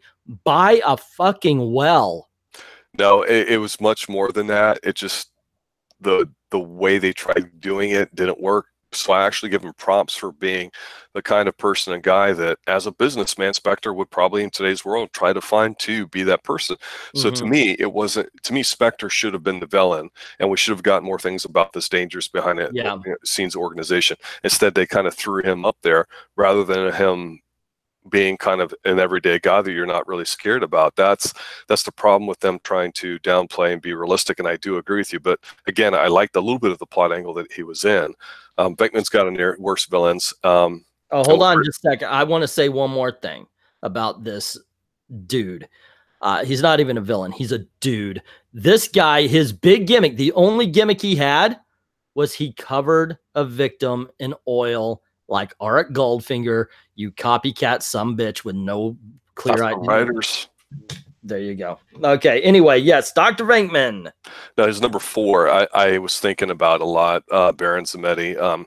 He's in, I believe, he's got him in Live and Let Die. I was thinking of the guy in Octopussy, the Indian guy that crushed the guy's eyes. I thought that was cool, and I thought he was underused a little bit. But Zametti, I think, bad ones to check. Zametti would be henchman, though. I think. Yeah. And he's got Brad Whitaker on there too for the Living Daylights. Yeah, Brad Whitaker's another one in the Timothy Dalton type movies there with them just having regular guys as bad guys. I don't necessarily have a problem with that, but again, the believability is something that I think's a tough sell for Brad Whitaker. Not especially when you have the other adult movie there with his bad guy, which I'm sure we may talk about. He's got Max Zorn as the best. Okay. Oh wow, Thunderball. He likes Thunderball. Now, Max Zorn. Okay, his best. We're gonna do our best next. His best was Goldfinger, Emilio Largo, Alec Trevelyan, and Max Zorn. I do have to admit, like I said, the villains are the best part about View to a Kill, hands down. Okay, so that's his 5. What is your number 5 best James Bond villain, Rob Zilla? Again, some of these things cross over a little bit, and sometimes somebody's done the role more than once, or the role's been done again. And I'm not picking this just because it covers a lot of things. I'm doing it based off the Telly Savalas performance, and that's Blofeld from Under Majesty's Secret Service. He's got charisma, he's got believability, he's got just enough where you're like, okay, this is a legitimate bad guy. Okay. All right. You want to say anything else, or you want to wait later to talk more about it? Okay. My number 5 is a guy I thought, you want to talk about a realistic villain that you could put into a Bond film and make him interesting. Then you have to give him also a realistic goal and a realistic way about it. In this case, it's a guy who ended up losing a whole bunch of money for a whole bunch of people and had to make it back. So he decided to do it through a card game that he's very, very good at. And that is Le Chiffre in Casino Royale. I like the singular focus, and I even like the smaller personal stakes as far as that movie was concerned. So yeah, he's my number 5. Interesting, because the more I thought about it, the more I think I liked the character, but I think they almost made him a wussy because they had the henchmen come after him. He ends up, of course, getting killed. I thought if they let him, in all honesty, that's heavy, that'd have been fine. That is actually one of the things I like about the character. That's why I think he's more down to earth. He is the real, like Mr. Green. This is the villain that they were trying to create. They were trying to create somebody who, while he's a James Bond villain, he is not a James Bond villain, but is where they dropped the ball on Dominic Green. They really nailed it with Le Chiffre. He is unlike any other in that aspect. And that's why I have him as my number 5. What about you? What's your number 5? My number 4. Oh, sorry. Number 4 is my boy, Hugo Drax, simply because the way he plays him as a guy that's very intellectually smug and who knows it, but isn't a dude bro or a douche bro. He's just like, this is my plan. I'm working for it with a European sensibility that requires me to have afternoon tea. It was absolutely fantastic and different than a lot of these Bond villains that are masculine, uber guyish, all those sorts of things and all that too. He was a very smart, cold, calculating one that had a sense of style about him that I really, really, really appreciated. That just the whole pretentiousness of bringing every brick over to make his mansion over there in the middle of nowhere. And then, of course, when Duvall's flying him over in a copter and she's showing him that, and he says, "Oh, what next? The Eiffel Tower?" She goes, "Well, yes, he actually did buy it, but they just won't let him get a permit." I'm like, I like this guy. And it's one of those things where sometimes the side action, the way people talk about it, kind of can paint the picture before you even see the person. And, you know, he's got a great line in there later on where he has his people really quickly change over the room that Bond finds some of the poison in Venice. And Bond's bringing everybody in here, and he's like, "Put these gas masks on. It's very serious. There's a sample of what I had." And he's like, I really don't quite understand your English sense of humor there, Mr. Bond. You know, the guy is just, it's just so understated. It's phenomenal. The whole cucumber sandwich thing, I cannot express. It's probably the best line in all the Bond movies. Hugo Jackson, number 4. Okay. Obviously, we disagree, but I like your passion for him. My number 4, you know, a lot of people played Blofeld. I thought Donald Pleasance freaking nailed it. I really did. And I thought, wow, I just want to see Donald Pleasance go forward with this character and own it until I see Telly Savalas. And I went, no, we're good. We got him. Telly Savalas as Ernst Blofeld in once on Her Majesty's Secret Service. I forgot the name of the movie. Is the Blofeld to me. Yes. Donald Pleasance, excellent. Can't say anything bad about it. All I could say is Telly Savalas was better in every way, shape, or form. So absolutely, Telly Savalas, Ernst Blofeld is my number 4. How about your number 3, sir? Just based on his charisma and the believability of him, I think most of the time you talk about spies and agents, of course, with Bond, we think fantastical things like Hugo Drax and eugenics programs and larger than life and outer space and all sorts of fancy stuff. But when it comes down to just being a bad guy, Mr. Sanchez, License to Kill, just a drug dealer. Just a drug dealer. He does it so well. He does it so well. Okay. Yeah. Now, I can't, once again, I like that movie. I like the, you know, even though I did bash the henchman, I think he was a really good villain. I totally agree with you on that.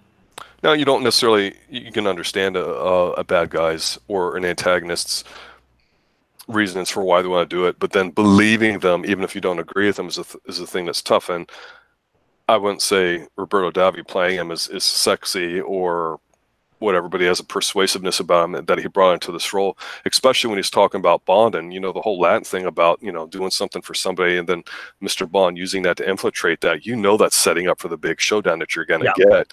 And that was very well appreciated. Yeah, that's pretty cool. Pretty cool.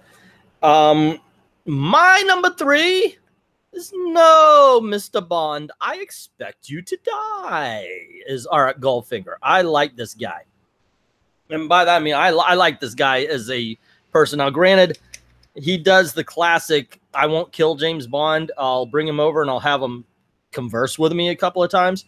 But still, I like the dialogue that he has. Like I said before, when we talked about this movie, I like the fact that when everything looked like it was going south for him, he put on an army uniform and started killing his old men to get away. Yep. Just thoroughly entertaining. Weird goal, of course. Let's irradiate America's gold so people will buy my gold. But otherwise, a solid villain all around. How about you, number 3? Well, actually, for me, that would be number 2, which actually happens to be your number 3, which happens to be Goldfinger. So as much as I say I think the movie's a little overrated in the sense that it seemed to be the template for a lot of Bond films, I just think what's good about Goldfinger is he seems like a legitimate, regular bad guy, not necessarily a megalomaniac. He's trying something very bold and daring, but I just really, really appreciate how annoyed he is at Bond's attempts to do things and just the pissed he looks to get on his face and to see him in natural, everyday human things. Like, for example, the fact he's got a little sugar on the side there, but yet he goes and he's playing cards while then he's going to go up and knock boots. And then when, of course, you know. Oh, no. She said he never does. Well. Okay, yeah. You know, I'm just saying he's got the setup there. He's like a little pimp daddy, but yet he's out there playing cards, chilling out at the lounge. You see him on like everyday normal stuff that if you saw him, you'd be like, okay, there's a fat schlub on vacation. He's probably a divorced guy or whatever. But no, he's really a bad guy. Or him having his mint juleps there and all that too. He's just annoyed with Bond, and that's the one thing I really liked about him. It's not that he didn't take Bond seriously, but he's like, yeah, you're a pain in my ass. Go away, James. I like that about it. He wasn't intimidated. He wasn't blustery. He wasn't whatever. So to me, he kind of had a pretty good presence about him with that. That really came across on the screen. So that's why I think he's the second best Bond villain of all time. All righty. Before I talk about my number two, I want to mention that we mentioned this earlier. It doesn't matter if it's about the best movie or if it's about the worst movie. It's just, is that character, in this case, is the villain, a strong villain for what he does. While he comes from one of my favorite films, he only made it to number two, and that's Alec Trevelyan. I think he's really good. He's a James Bond mirror, much like Red Grant, except for he's in the villain role. It's from GoldenEye, excuse me. And I like him as that. I like the fact that he is able to counter James Bond, that he does know what James Bond is going to be doing. And I like the fact that he uses it. And of course, this is, I think, my introduction to, I was about to say the actor's name, but I cannot remember it. The guy who always dies, Sean Bean. Sean Bean, yeah. Yeah. So, yeah, I thoroughly enjoyed, of course, that movie. And I think he is a very strong villain in a movie that has a lot of strong villains, as well as, the villain and the sidekicks. All righty. How about you? Who is the absolute best James Bond villain to Rob Zilla? Well, I have a tendency to just like strong, independent people. I like people struggling to achieve things, right, wrong, moral, whatever you want to call it. So the person I felt that was just very independent, very strong, Bond's equal, perhaps even more, that did things on his own terms, is Mr. Scaramanga, man with the golden gun. Well, before you continue, allow me to say that my number one James Bond villain is Francisco Scaramanga. And folks, for those listening, we do not compare lists at all. We come on. No, we did not. In all legitimacy, we had Cookie Monster issues getting on, logging in. We usually have everything kind of done ahead of time, but we almost never talk during the week. Believe it or not. And for us, it's believe it or not. Yes. God bless Jack Palance. I know, right? He would have been a good Bond villain. I know. I just thought that he kind of acted like a James Bond villain in every movie he was in. Yeah. So yeah, we did not compare. This is just a happy coincidence here. Beckham and I compared notes a bit more than you and I did, actually. I was curious to some of the stuff he had, and he was telling me some of his stuff. Yeah. Scaramanga, yeah, he's the best villain. He's independent, he's strong, he's self-sufficient, which I put an extremely high value on. That's why with some of the Bond women, I rank them high because of that characteristic. That's something I certainly appreciate. Situations can change, plot, writing styles, all that stuff can be dated, whatnot. But there's something timeless about Scaramanga where he's very believable. Christopher Lee just has that presence about him. He doesn't have to really say too much. You just watch him. The guy means business when he's moving around. The movie's a very dark movie, and the people are actually very mean to each other. Nick Nack, you had on there as a great henchman, and he was up there on my list as well. But they're kind of mean to each other. I mean, he's testing Scaramanga by trying to find people to kill him. That's kind of cool. And Scaramanga appreciates that. So they have a healthy sort of respect for each other in that sense. He's just a great villain. Yes. That's his job. Scaramanga wants to test himself, and that's the whole point. That's why he goes up against James Bond. Now, if you look at his plan, he wants the solar thing to leverage. That's it. He doesn't care about the other stuff. Exactly. But now anybody can create a solar farm and then sell the energy if they wanted to. So this is one of those things where he's a bad guy because of the times. He wouldn't be a bad guy today. He'd be a business leader. And that's one thing I love to focus on is when I talk about Scaramanga, I don't give a crap about the solar energy beam or any of that. What I care about is the fact that the only reason why he wants to get a hold of James Bond is to test his mettle. Yeah. James Bond is the best. Scaramanga wants to be the best.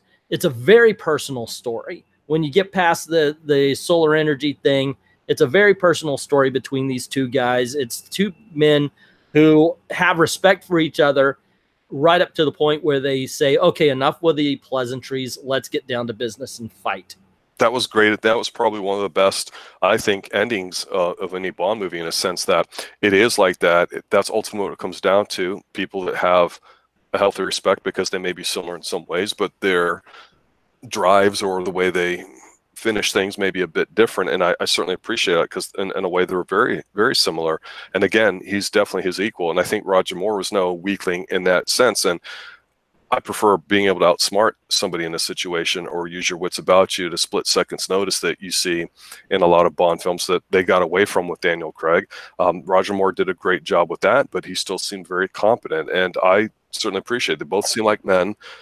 It's just great. I mean, fantastic guy, and honestly, probably one of the best gadgets to me too. The pull apart gold gun. Loved gold it. gun, yeah, he puts it's like a freaking transformer.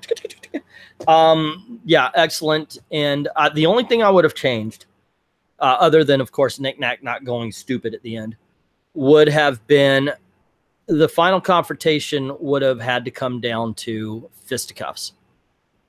I would have made it bloody, but of course the times wouldn't allow that.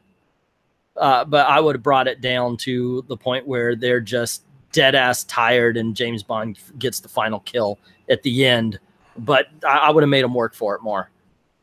If I ever remade this movie, that would be how it ended. It would be with James Bond knowing he got into a fight, right? And it would be a bit of survival. So there you go. I know we didn't do this for the worst or best, but my best were Les Chiffres from Casino Royale, Ernst Blofeld from On Her Majesty's Secret Service, or Goldfinger from Goldfinger, Alec Trevelyan from GoldenEye, and Scaramanga from The Man with the Golden Gun. How about you? The 5 best. The 5th best was Blofeld from On Her Majesty's Secret Service. Number 4 was my boy Hugo Drax. Great line delivery. Template for the megalomaniac guy that he is. Sanchez at number 3.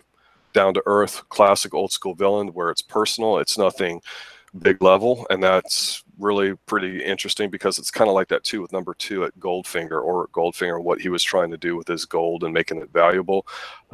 Old school kind of villain, played very well, but number 1 by far and large is the guy that epitomizes everything that we're talking about, where it's person versus person, not person versus satellite versus this, that, whatever.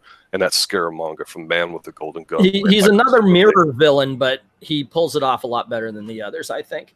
And I guess since he's at number 1 for both of us, we are saying he's absolutely the best. No question. So, all righty. And that is that for the people, but there are things to talk about, and I'm going to say themes to talk about. And let's move over to song. This is something that is kind of fun, and I don't really think about it until I'm watching the movies, to tell you the truth. Okay. That James Bond has some really good songs attached to the movies, but has some really bad ones as well. So what is your number 5 worst James Bond song? GoldenEye. It's slow, it's muddy,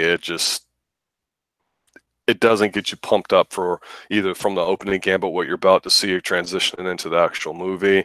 It just does absolutely nothing for me. I'm not saying it's bad as a song in itself. It just doesn't feel like a Bond song, especially with what we've gotten accustomed to 20 films in, with big scores and this and that. It just is slow. It doesn't work. Okay. I have an affinity for the films, so obviously I'm going to disagree with you a bit here. I was actually surprised that I found 4 songs worse than this one, but Quantum of Solace, I know it has a name to it. I don't remember what it was. Jack White song. Yeah, the Zach White, Alicia Keys song is just god awful. It doesn't fit with what's going on the screen at the time, and it doesn't fit the movie itself. That is true. It's just one. It's like, hey, these 2 people are hot right now. Let's see what they can do, and because they're hot, we're going to put out whatever they make. I wonder what they turned down to put this song into the movie. It was god awful. I did not like it. And yes, by the way, when I do cut this down, I will add little 10-second clips around so we can actually hear the songs that we're talking about. Don't get us in trouble, bro. I won't get us in trouble, bro. I know how to do it. Yes, you do. All righty. But what they don't know how to do at my fourth worst Bond song of all time is Tomorrow Never Dies. Boy, I should give it some credit in that the movie's as sleepy as this song, because it's exactly what it set me up for. So at least they were consistent, but it's just wimpy. It is. It has no punch, and I'm not saying it has to, but it's just, oh wow, yeah. That's all I got to say. Yeah, no, it isn't all you got to say. Trust me on that one. Number 4 for me, as much as I love Goldfinger, Moonraker, not a fan.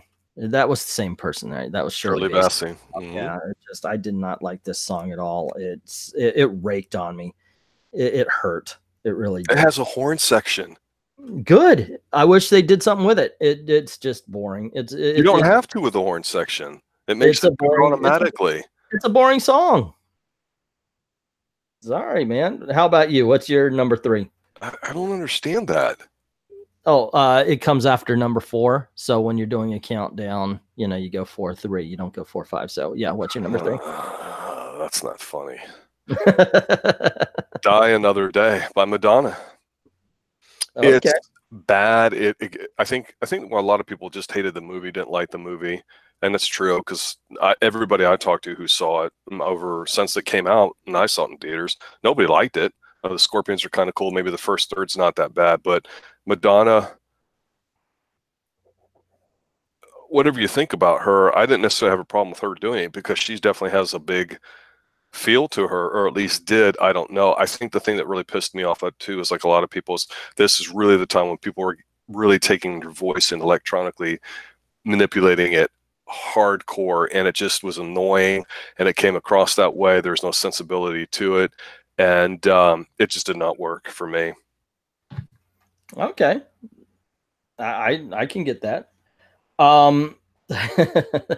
My number 3 is Madonna, Die Another Day. Anything different? Any different reasons? No, it's one of those that what you're seeing on the screen does not go, because you're seeing James Bond get tortured, and you're hearing "Die Another Day, we're gonna die, dunk his head, another day, we're gonna die, hit him again." It's like you're doing a fucking club number. Excuse my language. That's like the 6th time I said that. But you're doing a club number, and he's getting clubbed. It doesn't match. The intensity of what we're seeing on the screen does not match the levity of the song. It's agreed, and it doesn't even go well by itself. I found out today. All righty, how about you? What's your number 2 worst James Bond song? The second worst James Bond song of all time is Skyfall. Annoying voice, yeah, exactly. Annoying voice, annoying song. Who even knows what the hell it means? And it can be really ambiguous and all that too. But like you mentioned, which I think was a good point, what you're seeing with him, Bond get tortured and Die Another Day, and the song looking like a club song or sounding like it, where there's that dichotomy there. Skyfall is just yet another in several Bond movies where the opening is not matching up to what you're supposed to get. It's as bad as the ending of Skyfall and everything in between. So I guess at least they go together, but it's atrocious. And I actually went, wow, Die Another Day doesn't suck as bad as Skyfall. It's now the worst song. Okay. That's number 1, of course, yes. When we talk about Sean Connery James Bond movies, what is the movie that brings us the most contention, where we're at each other's throats a bit on that one? What is that title again? You Only Live Twice. Whatever. Oh God, I hate that freaking song. I really do. It is it is a vacation commercial. That song shouldn't be on a James Bond movie. It should be on a commercial for a vacation somewhere. That's it. It's just, you know what it reminds me of? You remember going to Disney and riding on If You Had Wings? If you had wings. Yeah, it's the same. You only think twice. Fly Pan Am today.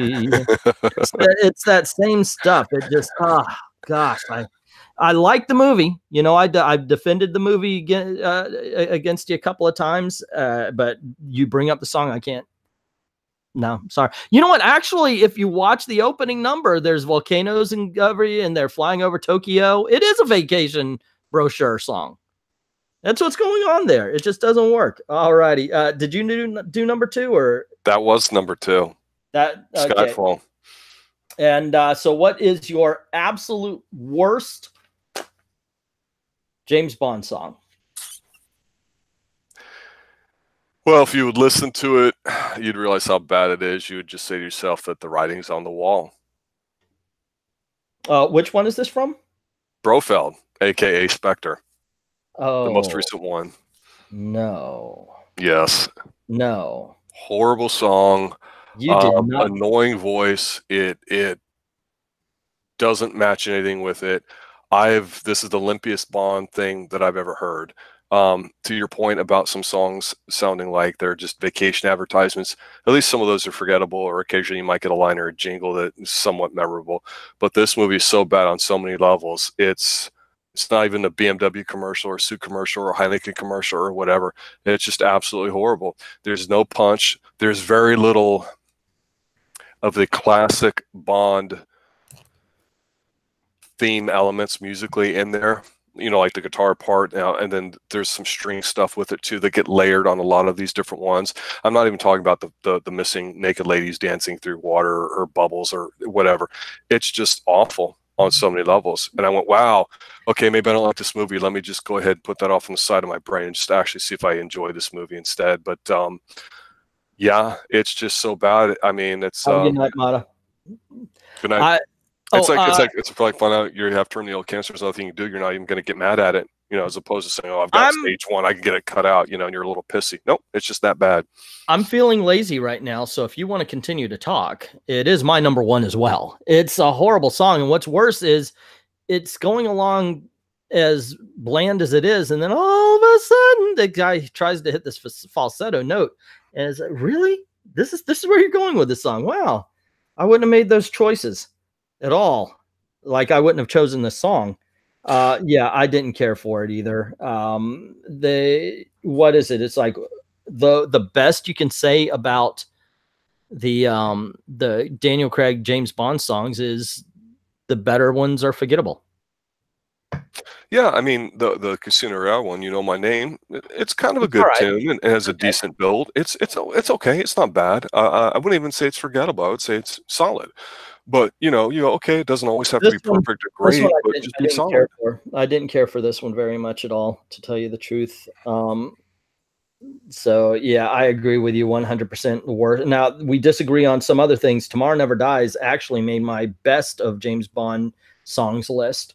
Not anywhere near the top 5, but it's still on that list. So did Skyfall, but these definitely, yeah, Spectre's a horrible song. The other worst were License to Kill, Casino Royale, You Know My Name, ended up being number 12. But also Diamond Forever, Living Daylights, Man with a Golden Gun. I hate that song. It's annoying. It is. But yeah, I don't know. Anyway, how about your best? What's your number 5? 5th best. Hold on, wait, before we go, let's show respect to Venkman. What's he got in there? He's doing his best 5 right here. Number 1, theme from Dr. No. Number 2, Duran Duran's View to a Kill. Number 3 is Garbage The World Is Not Enough. Number 4 is Live and Let Die. And his number 5 is Aha, The Living Daylights. That's on my worst list as well. Living Daylights is good. Yeah. I'm glad you guys like it. It just doesn't do it for me. Although, you know, it's not god awful. The whole problem when you do worst to best lists, some have to fall on, even if you like them. You know, if you're splitting 24 songs, 12 and 12, some of them that you like are going to go on the lower 12 list. Yeah, what's your number 5? Number 5, best James Bond song. Well, for me, this one is an example of what I told you about before with horn sections really adding a lot to it. When I talk about James Bond, I think big. I try really hard to only do it not on the opening sequence or the credits, you know, whether or not there's, you know, naked women swimming around or whatever graphics they have. I'm just really just trying to go by the song. And for me, this one has got such an incredible, lush orchestral arrangement. It just kind of does set the tone for the entire movie. And I really try I really tried not to overrate it based off my love for this movie. But for number 5, I have Moonraker. Okay. It really fits with what's going on in there. It's just beautiful music. Yeah, it's a little different. It's not that high energy tempo type thing, but yeah, it's I enjoy it. I find myself getting entranced into the movie because of the song when I'm listening to it, because of the music, not necessarily the lyrics. It's just occurs to me that Moonraker is your GoldenEye. If there's a movie that you look at and go, why do you show that such praise? I don't understand Moonraker. I'm glad more enjoyment than praise. I'm glad I'm glad you like it. I'm glad it's that high on your enjoyment list. It's just one of those I don't get. Same as my love for the GoldenEye you don't get. My number 5 may actually be one of those songs, because the way you reacted when we talked about this when we did the More Bonds is "View to a Kill" by Duran Duran. It's not bad. I enjoy the song. I enjoy the video. I remember the video was like, "My name is Bond, Simon Le Bon." You know, it's got some good cheesiness to it, and it's got a great hook. So yeah, I dig it a lot. Number 5, "View to a Kill." How about your number 4? Well, the one thing I'll say about your number 5 there is it was definitely the right song at the right time as well. It definitely fit with the type of sound that was going on there too, much like the Aha song as well. For me, my number 4 is also similar in vein, being the right song at the right time, and that's "For Your Eyes Only."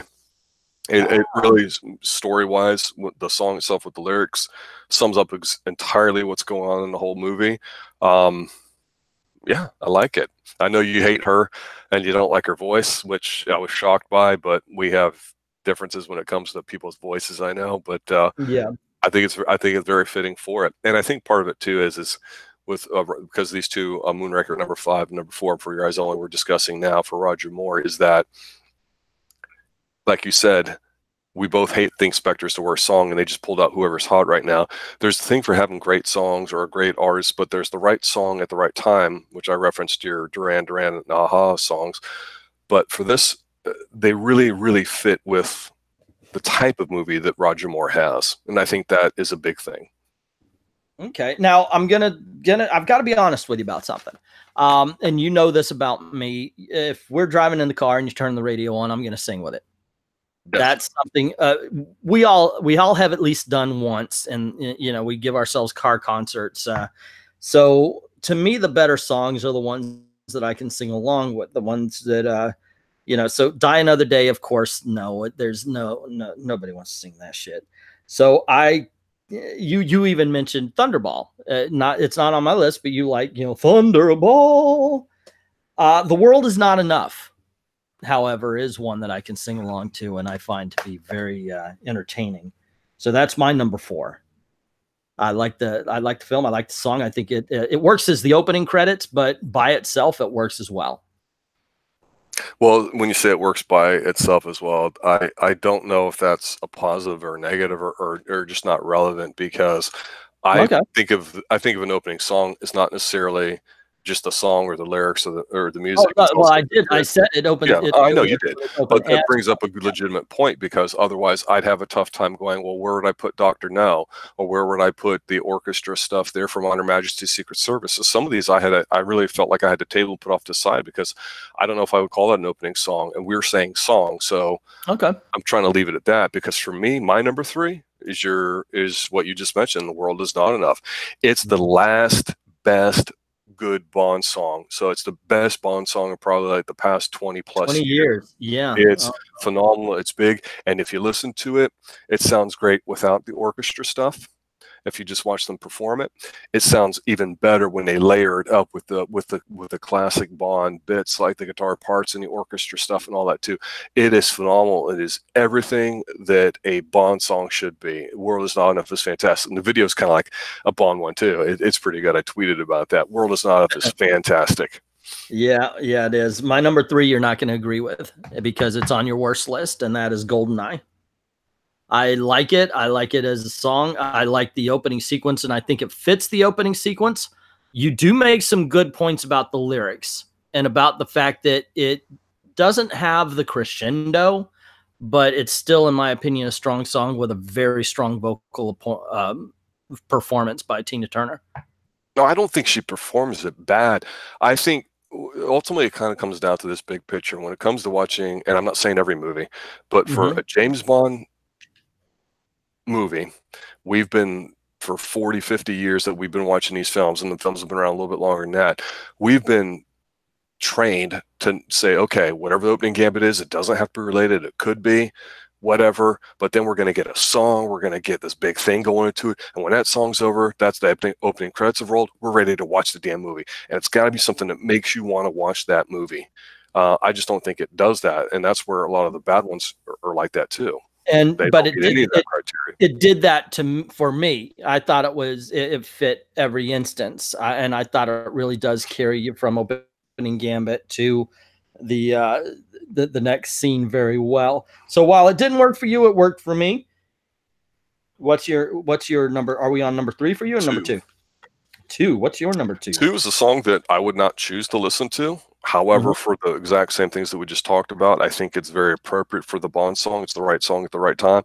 It's very big. It's musically, it's very good. It even transcends being a Bond song, and that's "Live and Let Die." Oh, okay. Fantastic way to open a Bond movie. Fantastic.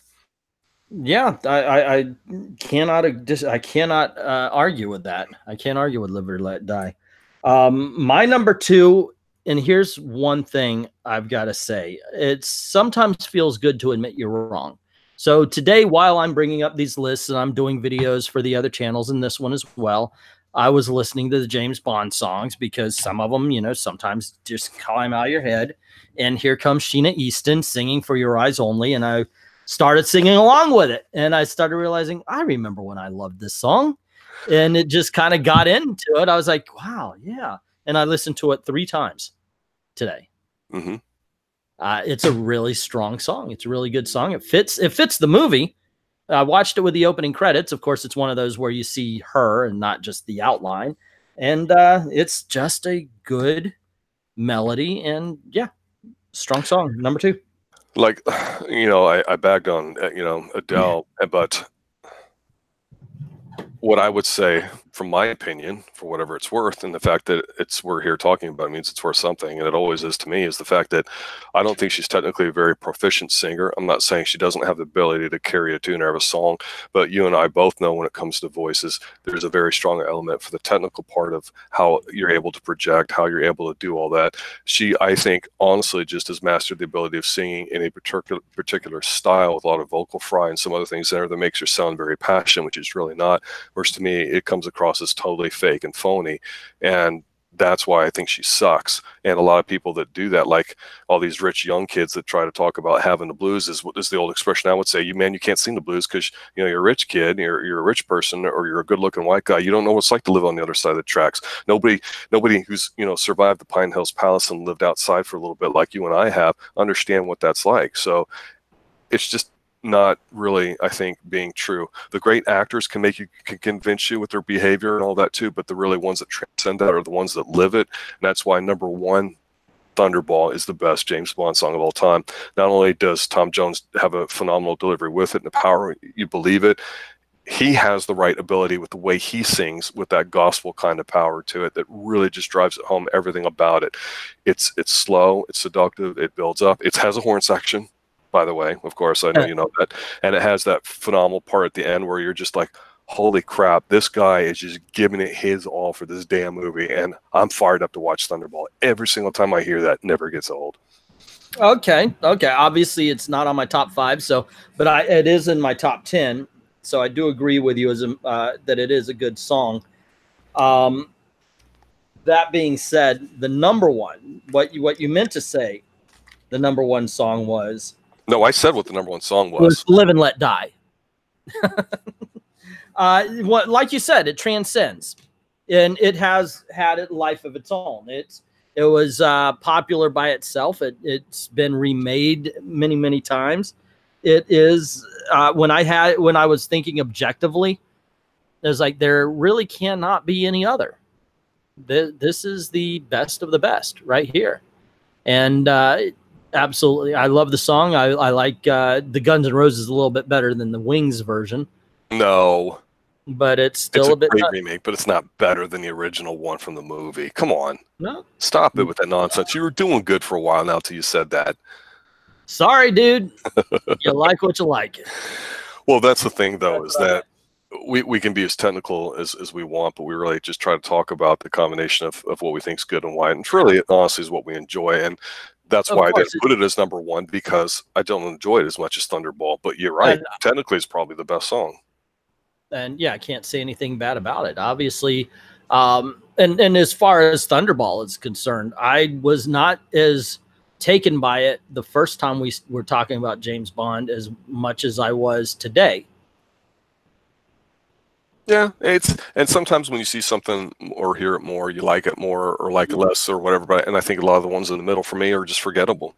Yeah, that does happen. Like I did not even think of "You Only Live Twice" as a bad song until I was listening to them to rank them. You know, when I'm listening to them with a critical ear, the ones that can make me stop doing that and just hum along, obviously they're the better ones. They're the better songs. They're the ones that I think stand out. Yeah, because for Thunderball, it's just the end of it. But you're right, Live and Let Die. It's the dun dun dun dun dun. You know, just those little hooks and the little fills and all that stuff is fantastic. It feels big. It is a great song. Absolutely. Professor Pixel looks like he agrees with you. He says he agrees on the song that's placed on your list. Yep, I had Thunderball as number one, just slightly better than that one. Go down your best list. Go down your best song list. What was your number 5 for? You know, read them off. Let's catch back up. Okay, so when we're talking the Bond songs there, Pixel, I don't know if you just now joined us or whatever. We've been doing our 5 worst and our 5 best. There are a bunch of topics here, but for best songs, for me, my number 5 was, my list is here. My 5th best was Moonraker. I really like the strings in it, and I think it's very appropriate for it. Number 4 is For Your Eyes Only. For similar reason, I think they picked certain types of songs that really fit Roger Moore. Number 3 was The World Is Not Enough with Garbage. It's amazing you can have a band that's kind of like a one-hit wonder in that sense, and that they're not known for anything else unless you really are a fan of them. But it's fantastic. It's huge. It's big. It's good without all the Bond orchestra stuff. It's just a phenomenal song. It's the last great Bond song. Live and Let Die I had as the number 2 with a very close number 1 as Thunderball. Those two I could really even flip for the most part. And really, there's almost a chance for World Is Not Enough. It's just, it really grows on me the more I hear it. But Live and Let Die probably is a strong number 2, close to number 1. I just picked Thunderball because of the power and just how it feels to me. I'm a sucker for horns. And honestly, I'm not a huge Beatles fan, never have been. I'm not saying they suck or I hate them. I like some songs they do, but I was never a huge Paul McCartney kind of fan. I was always a little bit more of the power kind of guys that attracted me, and like a Tom Jones or an Elvis. So yeah. I gear more towards that, and I think you know that too. So yeah, I can't argue for our top couple of songs at all. And for me, it was number 5, View to a Kill. I love the hooks in it. It's just, like you said, it was the right song for the right time. Duran Duran was a band that actually I learned to like later. Mm-hmm. After we were beyond our focus group age. Number 4, it was World Is Not Enough. Just thoroughly entertaining, thoroughly singable. That's a big plus for me. GoldenEye, I thought, was a great marriage of movie and song. Number 2 was For Your Eyes Only, for all the reasons you said. And then, of course, number 1, Live and Let Die. Which brings us to what leads us into these songs is usually a badass action scene that could or could not have something to do with the movie, but is usually fun or embarrassing, as we're about to find out. Mr. Robzilla, what is your number 5 worst opening action scene in any James Bond movie? I have a confession to make before I even start. I only have my top 5 in here. I just have not gone through. You didn't do worst? No, I only have the 5 best, to be honest. I'll tell you what, can I go through my 5 and you comment on it, whether you agree, disagree, or if you do agree, why, if you disagree, why? Roger that. Okay. My number 5 is Live and Let Die. It doesn't have James Bond in it. What it ends up being is a New Orleans funeral. It's slow to get to where it needs to go, because if you've ever seen a New Orleans funeral, it's one step at a time, while a guy walks up way too close to what we find out is another secret agent and stabs him in the side. You would think somebody, if he's an agent who comes up that close, would be somebody suspicious, but no. I just thought it was a slow and dull entry. Not the best way to start Roger Moore's first film. Even though the film itself is not bad, not the best way to start it. What do you think?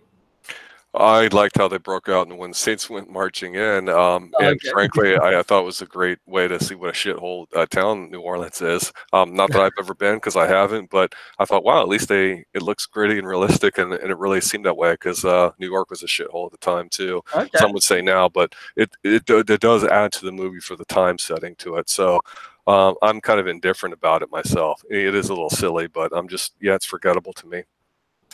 Okay. I love the film. I got to say this right out, because this is going to lead into arguments. However, I'm not a big fan of slow openings, and Thunderball had a slow opening, and it had a lot to do with politics in the UN and not a lot to do with any kind of action scene or anything like that. So Thunderball is my number 4 worst opening action scene. Come on. It's pretty damn good. Not the action. No, the movie, yes. Not the opening action scene. Explain why you think it's good. I told you why I thought it was bad. It's a slow moving. It focuses more on the UN and politics than anything else. It's just... Now, you're talking about... Well... I'm talking about everything that happens in the opening credits. I think for me, when we're talking about Thunderball, I mean, and you forget the song, and you just think about, agreed, it may or may not have something to do with it, but if I recall, isn't this the one where he beats up the person that's dressed as a woman because it's supposed to be like his funeral? Yes. Yeah. Yes, I was thinking, That's okay, cool I described something. Yeah, this is the one where he beats up the woman. And okay, yeah, I was thinking of something else while I was describing that. Thunderball has the fight scene where everything is sped up. Yes. Almost to the point where you should be hearing cartoon sounds, like he whips across a concert. And it has the jetpack. Carpet. Rip. And yeah, how did that jetpack get there, by the way? How is it there? Did he bring it? No. No, he didn't. Brought it in the Aston Martin. And then she went and she dropped it off and then went back to the car. No, I'm sorry. The whole setup was idiotic. Thank you for reminding me why I truly hated this opening. I truly hate this opening, Rob. Thank you very much. No, this was bad. This is bad. Okay, my number 3, which I'm trying to remember. Oh yeah, I remember this one now. My number 3 was View to a Kill. I like the song and I like the villains, but this opening, it's another freaking ski scene. But it gets worse because it's actually got some good scenes. There's one scene where he manages to get a guy off this snowmobile, whips his ski off so he can ride it, has the snowmobile blown up from out from under him, where he finds a piece of metal and ends up snowboarding to the tune Wish They Could All Be California Girls. I kind of liked it. Oh, God, I hated that. I was like, really? This is just, oh. I just thought explaining it should tell you why. First of all, you know me, I'm done with this. You know what? I'm going to do a top 10 ski scenes from James Bond at some point, but this was the worst of them. By all means, please tell me why you like this. One, it's skiing. It fits Roger Moore, though. I mean, for what they were doing, and the ski stuff's actually not that bad, and not filmed too bad. You know, of course, you get some of the not green screens, but you know, the background stuff that's not too good. It was creative enough. I mean, it wasn't horrible. It wasn't the best by any means, and there's a lot worse out there. But you know, skateboarding was starting to really take off back then. I think, at least here in Florida, and the whole thing about snowboarding was like that too. But you can do worse. Yes, you can. Yes, you can. And I've got 2 more that are worse. My number 2 is Goldfinger. I love the movie. You know I do. You know I love this movie, but it begins. He's setting up a bomb. He jumps out, takes off the outfit he's wearing. He even has a rose or something that's in perfect condition. He puts in his jacket pocket so he could walk away. So it's all smooth. And he walks into this bar, checks his watch just in time for the bomb to blow up. You think this is bad? Hold on. I'm not done.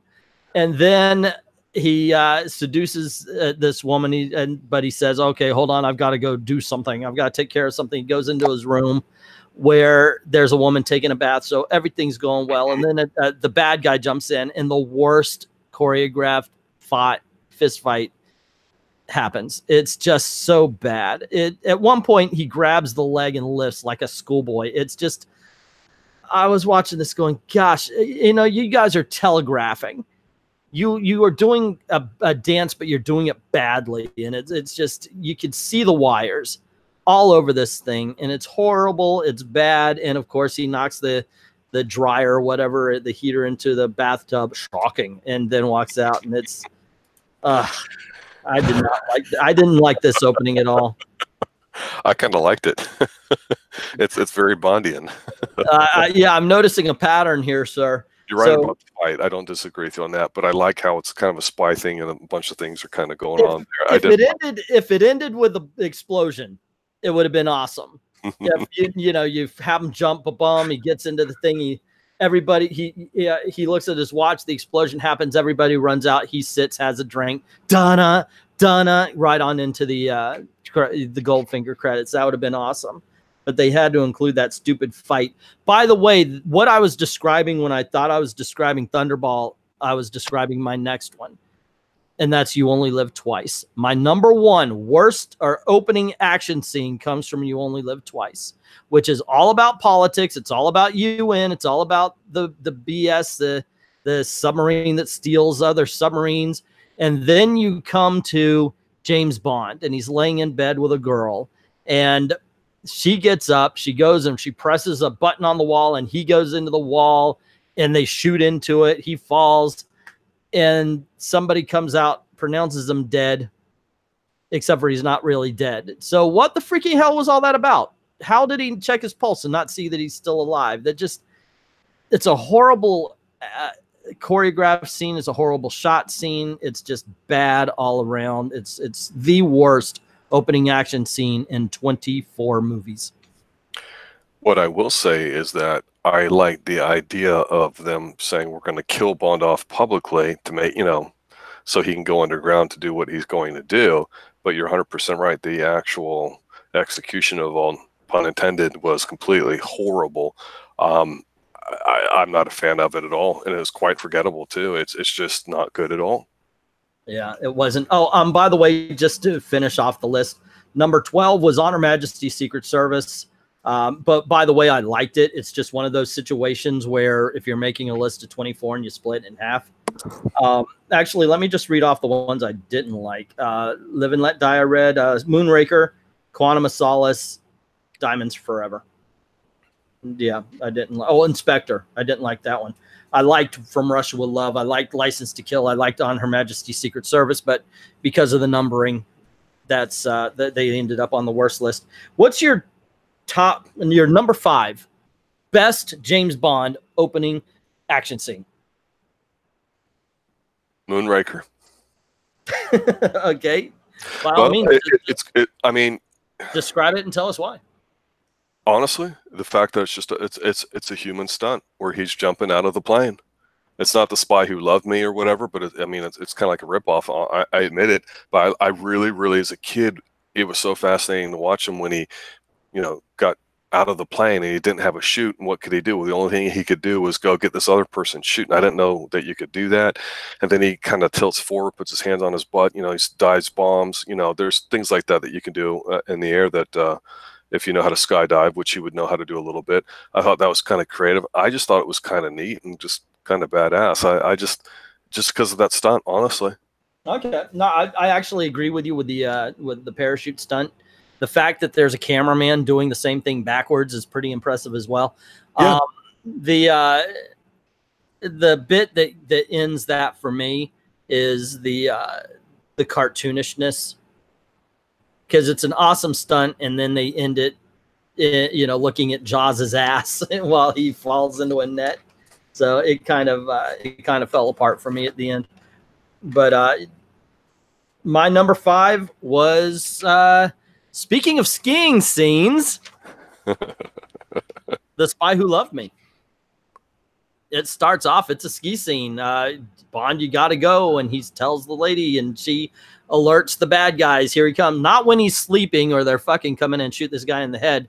But when he jumps out of the cabin and these guys chase him down, it turns out to be, what's her name? Barbara Bach's brother. He shoots her and then turns around, goes off a cliff. And it's the famous Union Jack parachute scene. Freaking iconic. And just exciting all the way down. I love, as far as skiing scenes, that is the best.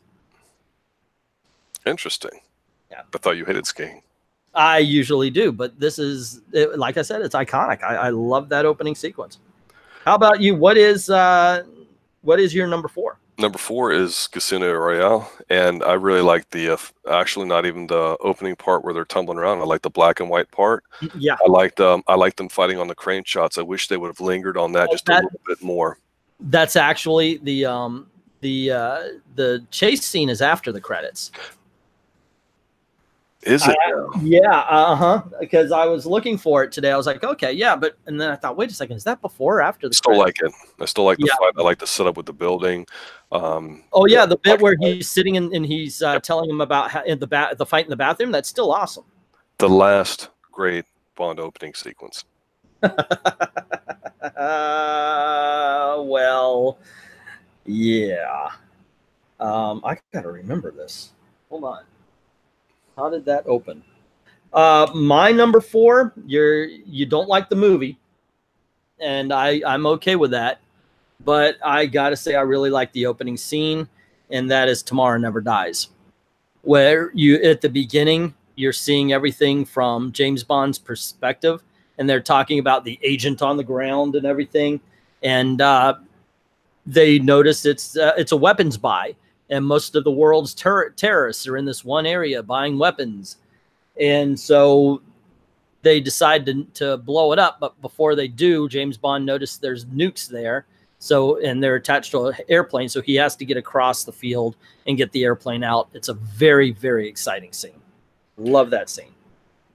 Oh, boy. See, the problem I have with this is this is where I meant where, like, yes, it's a little more realistic in a sense that you're probably going to have rooms of people crowdsourcing some information stuff, but this is, it's just too much of an action movie as opposed to being a Bond thing where I think he's being crafty. And I'm not saying he can't show his ability to be a pilot, which he was, and everything else there too. I don't know. When I saw all those people in the room, I'm like, no, it should just be about Bond and by himself doing something. And the fact that he spots something and other people don't, you've got all these people with lifetimes of experience on there.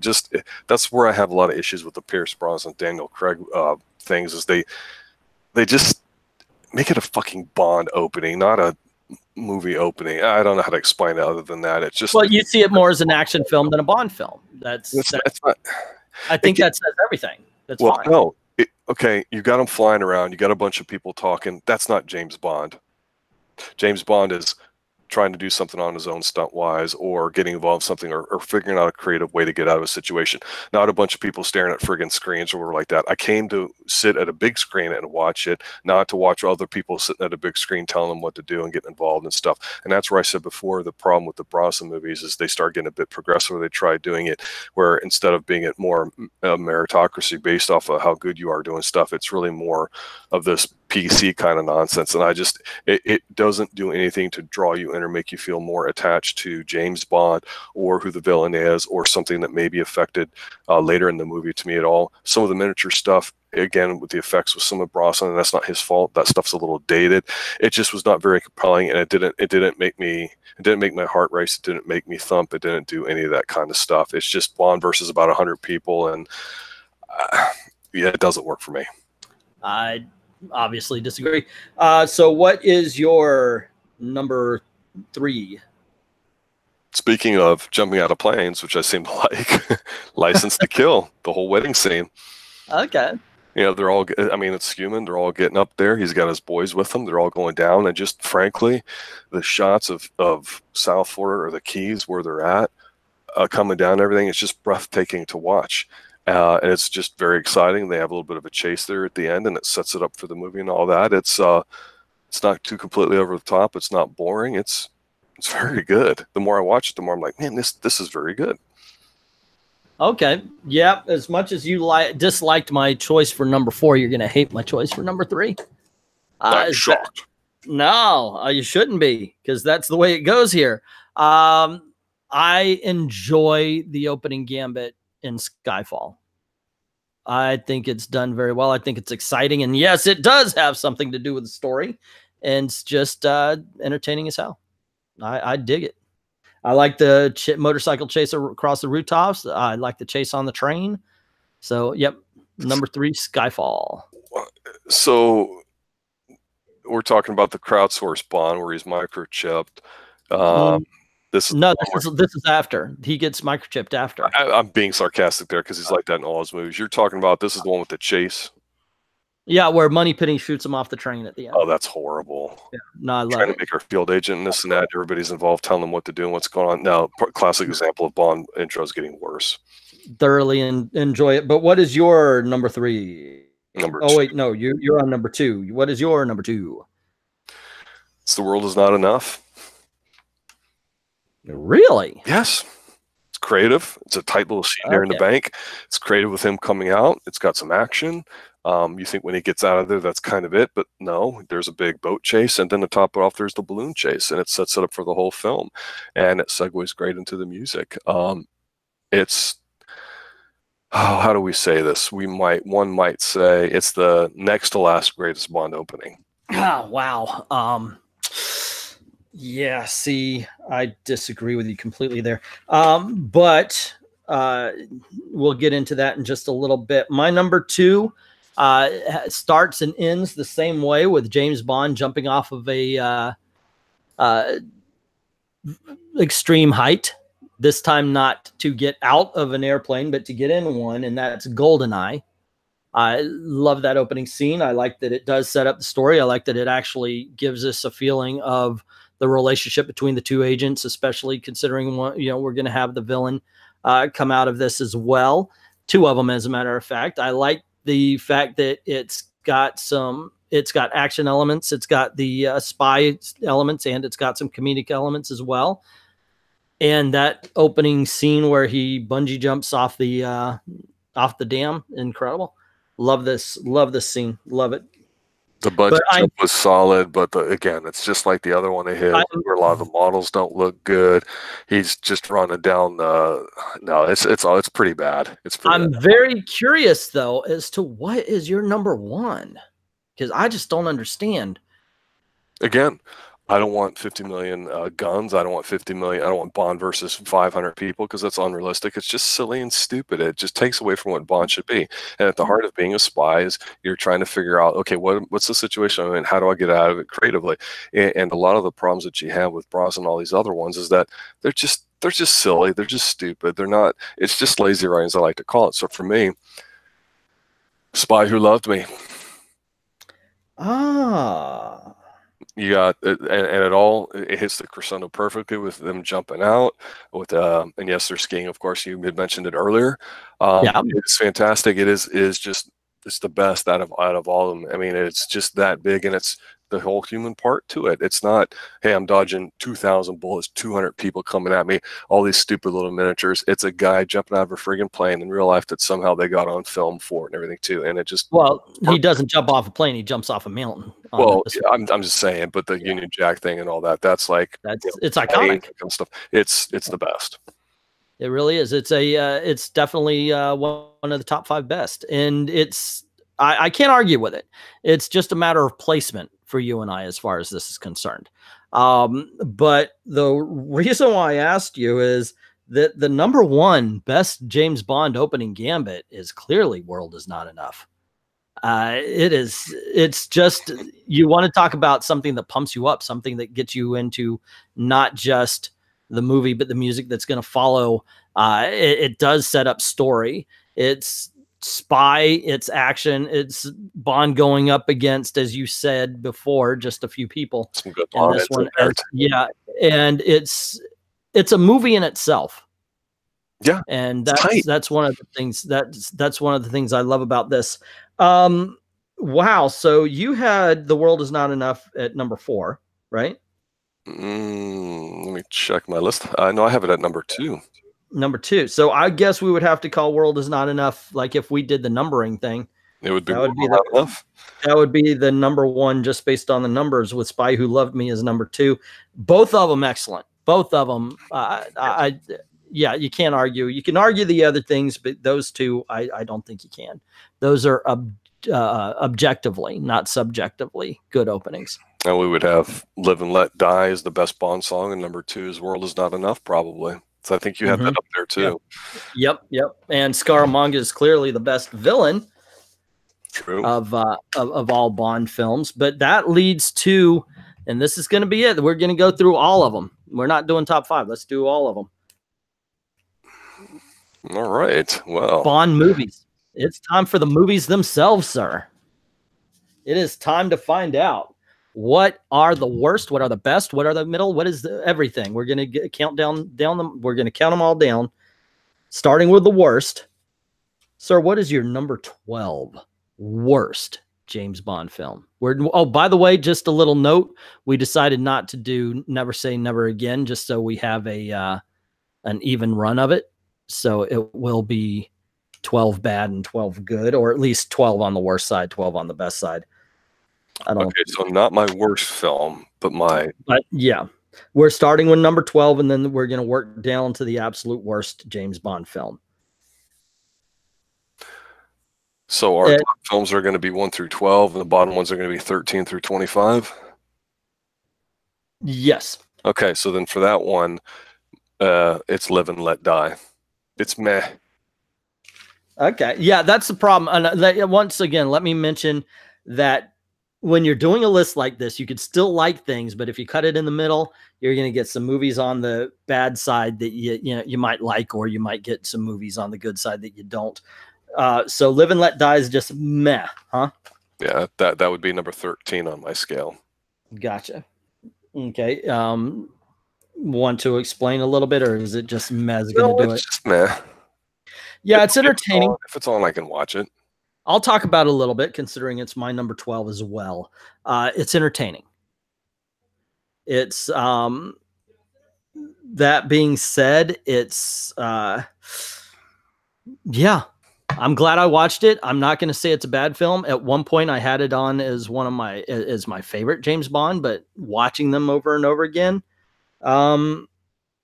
it just just didn't do it for me. All right, next one for me is one that I want to like more, but for some reason I can't. I think it has to do with the bad guys in the ending, and that's A View to a Kill. Oh, it's just kind of there. Really?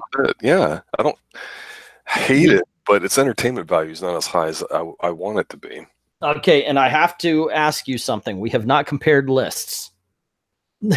my number 11 worst is View to a Kill. All right. Okay. Yeah, same. The villains are good. I enjoy the film.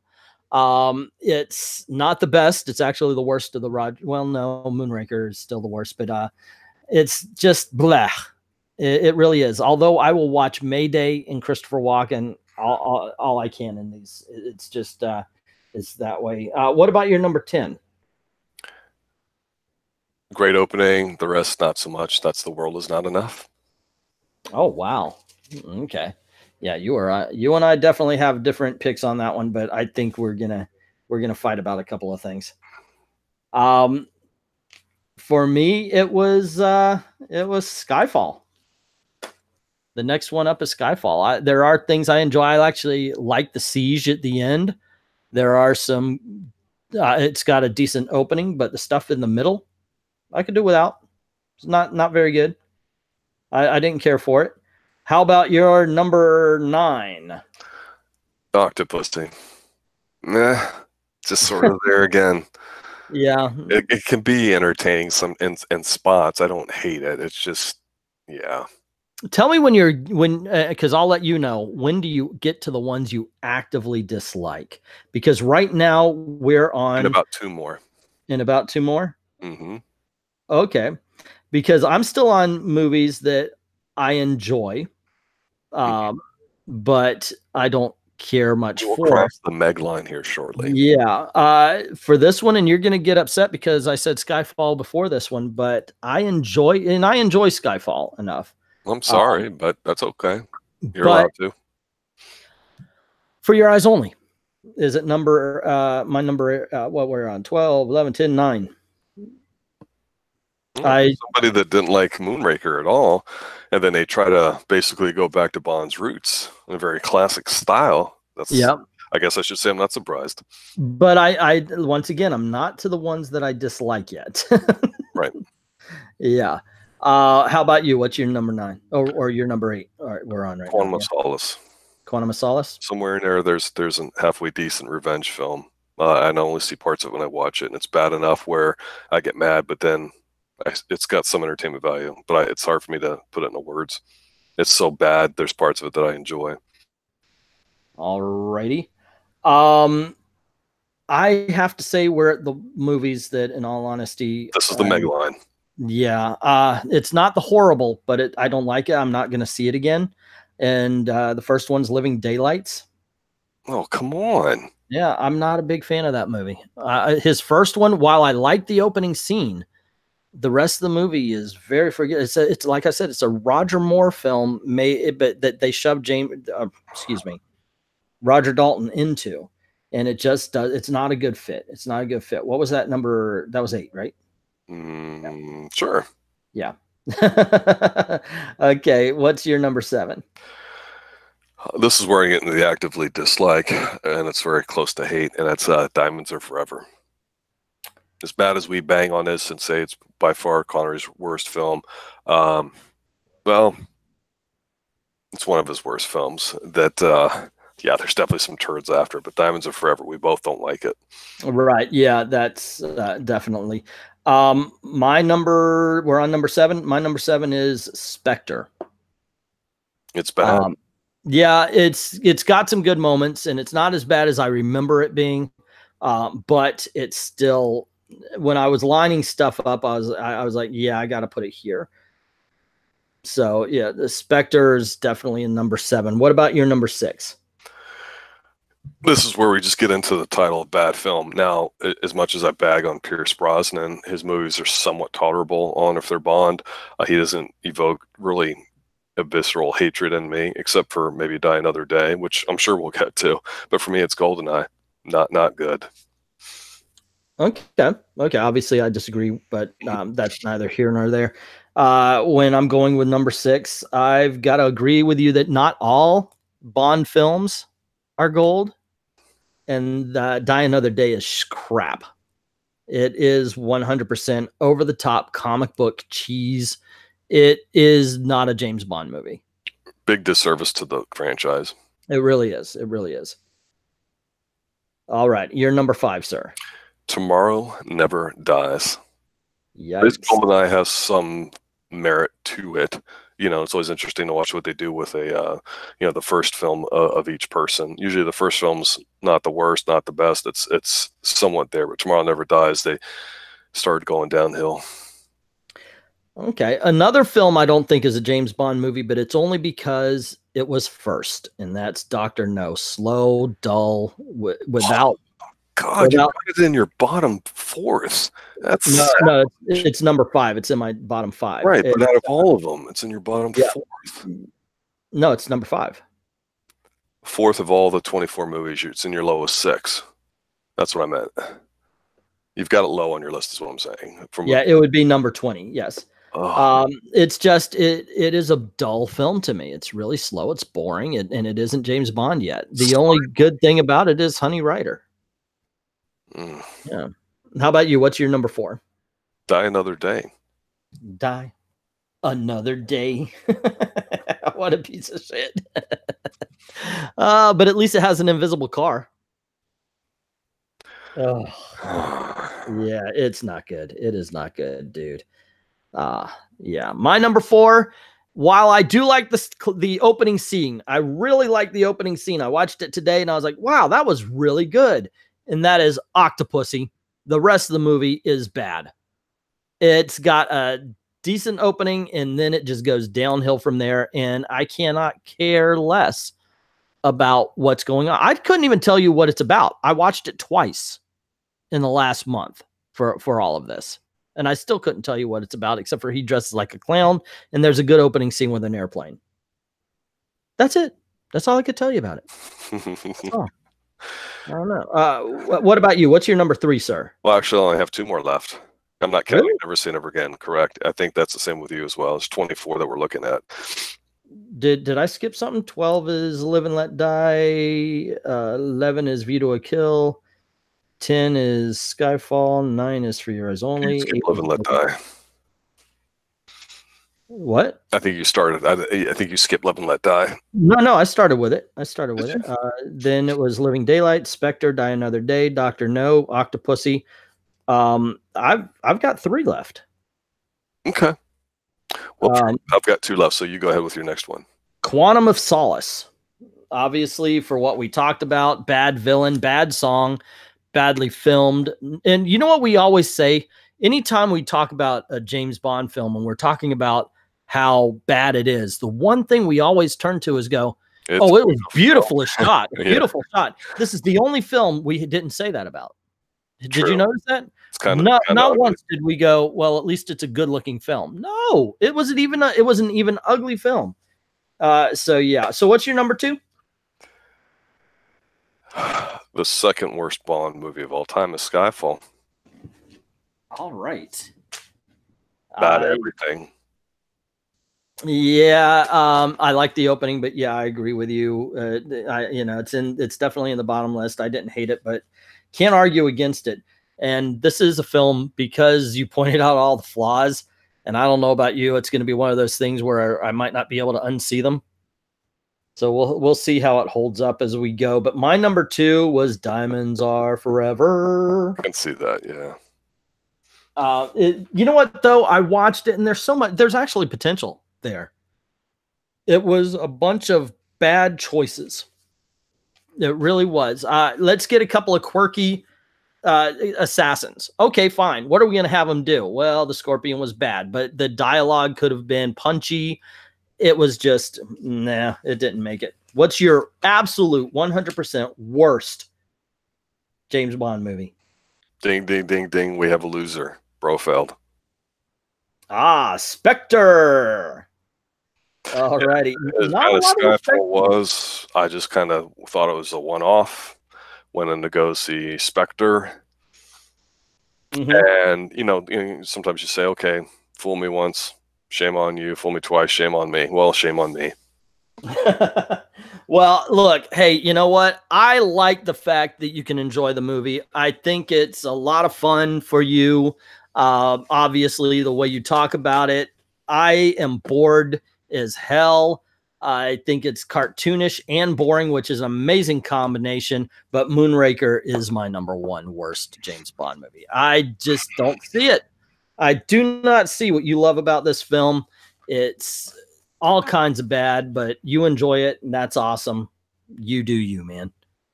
It's nothing better than watching late at night during the summer. You put on like Spy Who Loved Me or Moonraker. There's just something about it that just absolutely fits. Beautiful, absolute beautiful. So, yeah. Okay, that's cool, man. Seriously, I'm glad you like. There's plenty of things that you like that I don't, and I like that you don't. And I'm dropping the Moonraker argument. Basically, okay, we've already been through it 5 times. Dr. Venkman has put up his bottom 12. Number 12, Diamonds Are Forever. 13, Casino Royale. Die Another Day, Live and Let Die. At number 16 is Goldfinger. Number 17 was Skyfall. 18 is World Is Not Enough. 19 is Spy Who Loved Me. And 20 was Moonraker. So I'm assuming, yeah, because see, in all honesty, and this isn't being disparaging. Oh, you said worst to least worst. Okay. Yeah. you know, you have two basic things. You have your grading scale, which I understand, but you also have your numbering scale. And I do my numbering different, so I don't think of it in those terms. So I understand what you're trying to do. You're trying to build up to the worst one, whereas I just number mine 1 through, say, 24, and then I sort them based on category and do it that way. And so I see. there's a little bit of a flip there. So I'm assuming with Venkman, he was asking the same thing there. And I'm assuming he's saying that he's got Moonraker as the worst Bond of all time. Okay. I can understand that. That seems to be right. I think I recall him saying that from before. So it brings us to the top 12 Bond film. Top 12 James Bond canon James Bond movies that are out already. Yeah. So I'll start off this time around, and I like License to Kill. I was actually surprised because I remember the first time I watched, I was like, yeah, it was all right. Then I was like, no, it's pretty good. But this time around, I was like, you know what? I enjoy this. And this is just telling me that we could have had a really good James Bond out of Timothy Dalton after watching this movie again. I really enjoy it. Yeah. I might even get to learn to love Benicio del Toro in this film at some point in time. We never know. How about you? What's your number 12?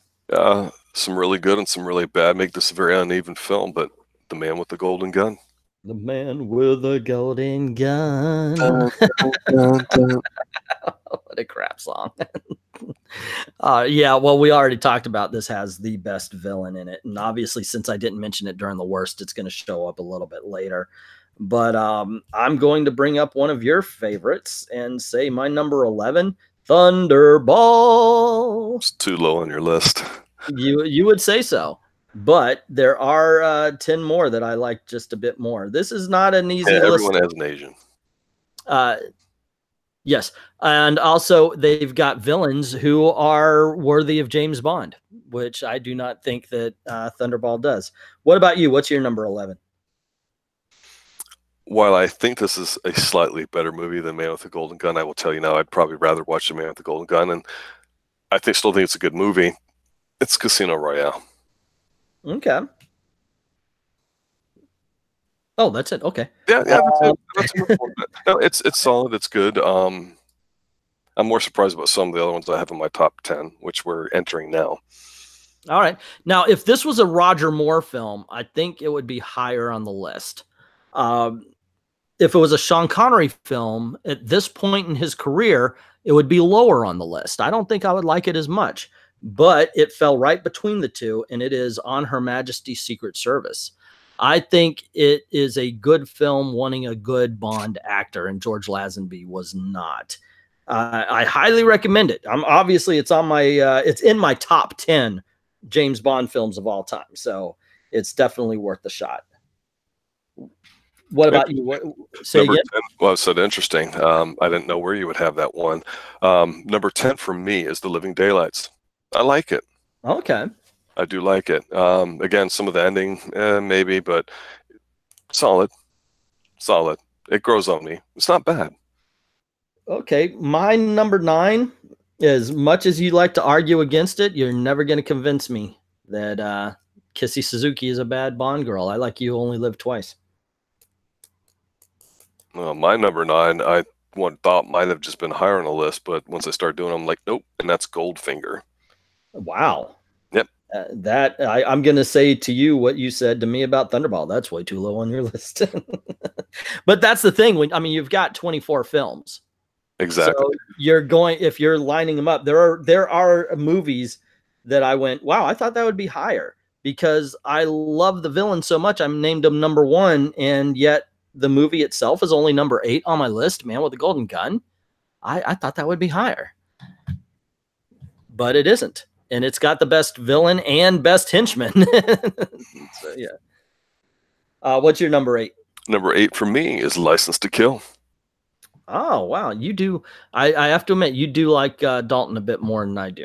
But I do, and it's not just Dalton himself; it's the movies that he's in, which is again more of a spy movie. So we'll see what these themes are like here as we go forward, because the top 6 for each of those, that's the top 25%. Those are the ones we'd say, okay, here you go. This is what James Bond's about. Yeah, but we're still on number 7, and I want you to take a shot of caffeine because this is the movie that puts you to sleep every time you try to watch it.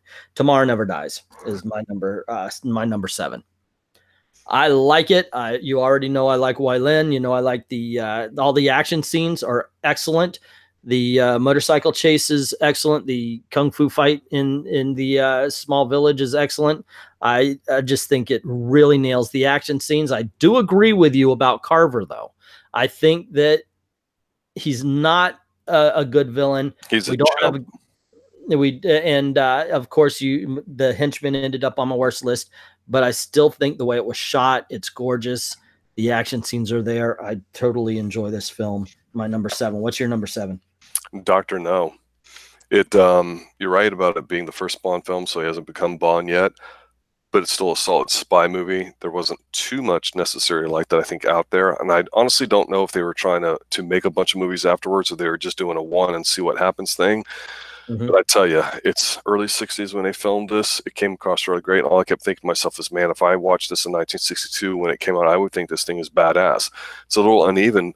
I don't think it's boring at all when, like I said before, when they start getting to the island and, he meets with Coral and, there's this big mystery going on and he meets Honey Rider and they go up and they investigate everything. I think all that's absolutely fine. I like it a lot. It's entrancing in a way watching it. I don't know how to explain it. It's done well. Well, I agree, and I said that the movie was better when he meets Honey Rider and he's at the island. And we agree with that. The ending's not bad. But it takes like 45, 50 minutes, maybe even an hour to get there, and that's what really kind of wrecks it for me. But it's also a film I've got to say has bounced around the list for me quite a bit. My number 6, and this is what I myself am saying. From here on in, absolutely, these are the movies that represent James Bond for me. And obviously, if you're paying attention to the lists, you realize that you do like the slower spy stuff, and I do tend to gravitate towards the action stuff, although I don't like the pure action that we would get with Spectre or Skyfall as much. I like a combination of the two.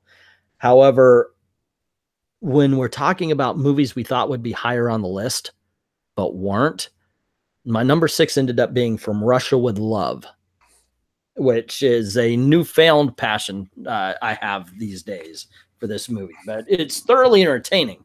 Love it to death. Great henchman. I even mentioned that I liked the boat that they're on because they made it so it was rocking.